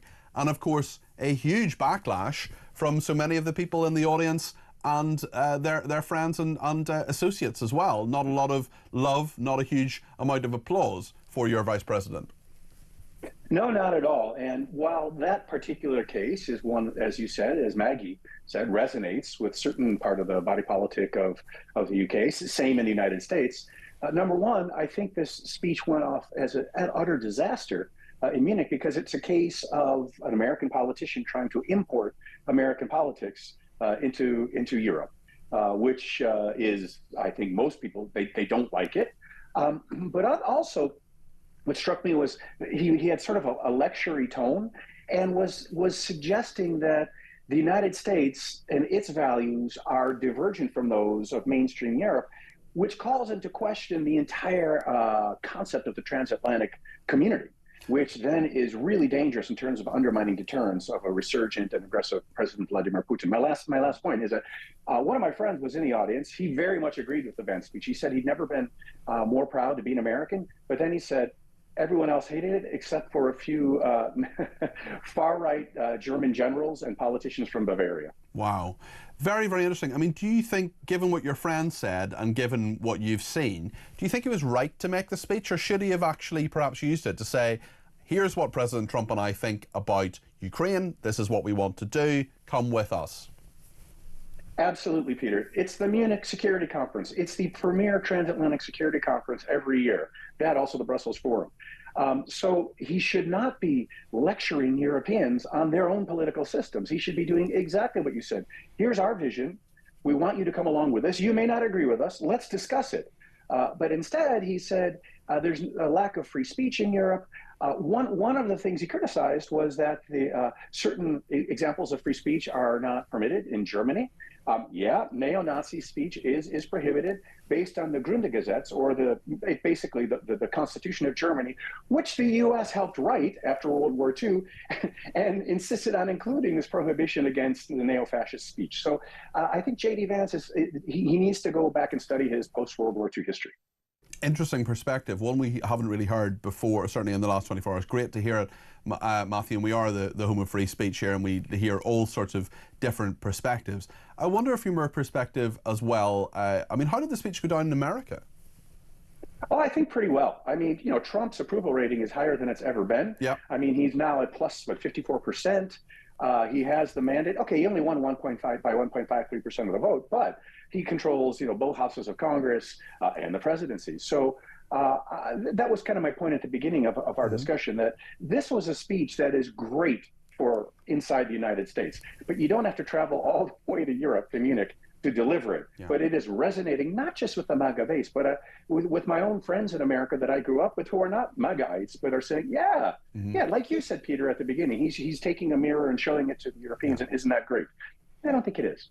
Okay, you're a former senior State Department official. State Department, obviously, in America is sort of like their version of the Foreign Office. I wonder, from your perspective on this, specifically this Ukraine plan, but also wider things like Gaza, for example, from your perspective, how is Trump's foreign policy going down?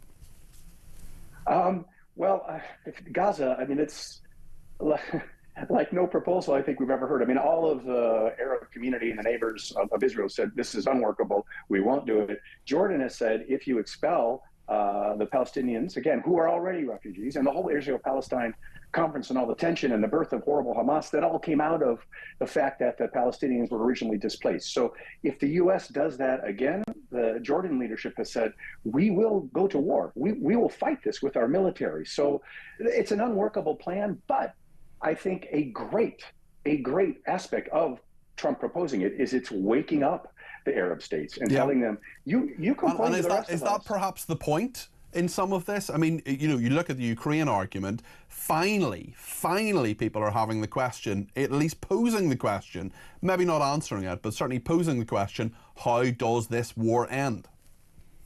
Yeah, I think that's absolutely one of the benefits of this. But I think from the people I know currently, inside the Trump White House, President Trump is absolutely serious at this point about the Gaza plan. He's not bluffing, but there is that additional benefit that we just discussed. When it comes to Ukraine, I agree that it's time for some new thinking. And we need to find a way to end the war. I totally agree with President Trump, but the way he's executing it is self-defeating. You don't make concessions in a negotiation like Ukraine won't join NATO or won't restore its territorial integrity before the negotiation begins. Yeah. Biden did the same thing in Afghanistan with a disastrous pullout without getting anything for quitting Afghanistan. Yeah, and that was an absolute stain on Biden's record, absolutely. Matthew, thank you very much indeed. Very interesting to hear your perspective. different perspective there. Matthew Bryza there, former White House and senior State Department official. Thank you to Ian in Skegness, who has answered the question, how do you fix the UK? He says, ditch this government, vote in Reform UK, leave the ECHR, tow the boats back to France, adopt zero immigration, take stock, look after our own always first. And Beverly from Bridgend says, may I ask in regard to immigration, deportation and court costs, who pays for all their legal fees, says Beverly. Beverly, you know the answer and so do I. It's us. Brian says, talk a democracy is the 49% accepting the will of the 51%. Like it or lump it, all Farage will do is ensure Labour will be voted in again. And one more before I hand over to someone, a very special guest. Fiona says, Peter, it's our boats that pick up illegal immigrants daily. Why don't we pick them up from France, offer the full package? This will stop the gangs that Keir Starmer has as the most important issue. Of course, this doesn't solve any of the effects illegal migrants are having on British citizens, but clearly that doesn't matter. Well, now I'm going to emulate Ant or indeed Dec when they say, now it's time to go over to VoiceOver Man. Time now to find out how you could be in with a chance of winning £25,000. It's competition time, and we're giving you a chance to win a whopping £25,000. So what do you need to do to get involved? All you have to do is text the word prize to 83338, or you can enter by post. It's as simple as that. Once again, to get involved, just text the word prize to 83338, or you can enter by post. 18 plus, UK excluding NI. Enter by SMS for £2 plus one standard network charge by 11 p.m. on March the 3rd, 2025. Or send your name, email and contact number to £25,000 cash competition, PO Box 3190, Colchester CO2 8GP, to arrive by 5 p.m. on March the 6th, 2025. This is a News Broadcasting Network promotion. Full terms and conditions at talksport.com.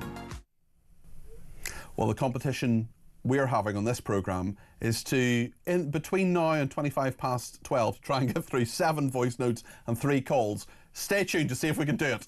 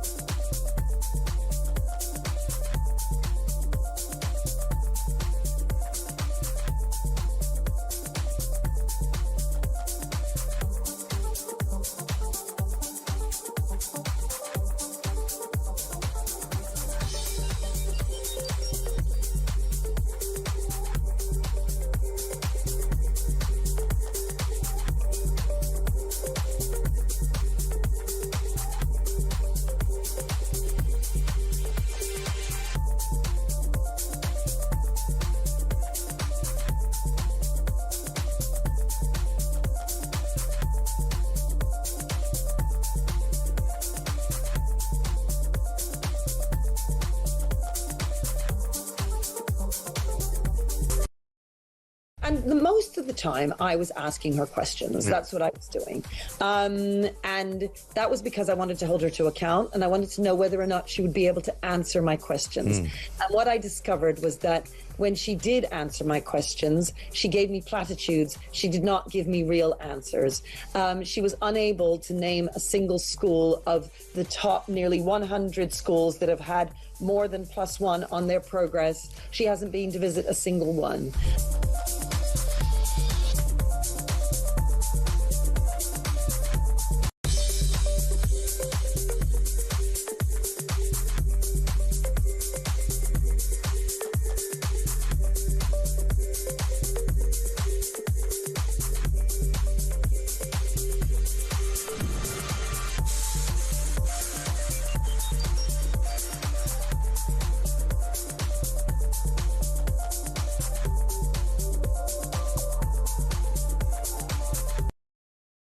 across the UK.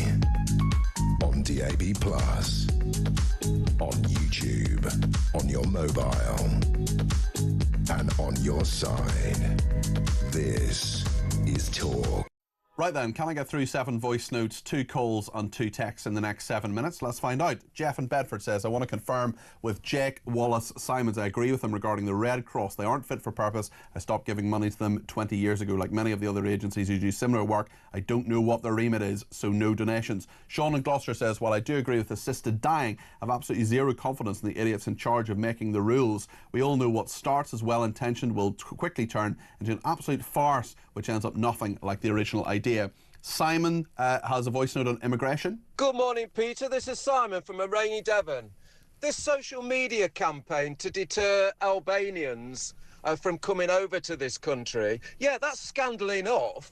But what about the scandal? The real scandal is £3.75 million per year to fund this. Who's getting paid? How is this a thing? 3.75 million. Come on, Peter, you've worked in the government. Please tell me who is getting paid £3.75 million to put a website up or a social media campaign. It's absolutely disgraceful. Thank you. Rant over. See you later. Can't disagree with that, I'm afraid. Phil in Stockton. Good morning. I think what we're seeing is the death knolls of the political class. Everyone's looking for a new way, a new vision, a new dream, a new hope, because the political classes have failed to deliver for decades, right? So when somebody comes along speaking truth, they shed light and hope to the nation. And we want our nation back. It's as simple as that. Thank you, Phil. Michael answers the question now of how to fix Britain. Hi, Peter. What a wonderful show you're doing. I personally think the best way to fix Britain is to send the 6 million legal migrants back to wherever they came from, who arrived in the last 5 years that Boris let in instead of Eastern Europeans. They've been a nightmare to the country, and now we can't barely move on the roads or the streets. And then, of course, send the illegal ones back who keep arriving every day. 70,000 a year. Very good thoughts there. Barry on how to fix Britain? Peter, you say, how do we fix the UK? I say we need to clone J.D. Vance, make him Prime Minister, and kick Starmer out with his stupid ideas and dogmas. Jacqueline? How to fix Britain: shut down mosques, stop importing people from Muslim countries, and stop promoting Muslim faith over our laws.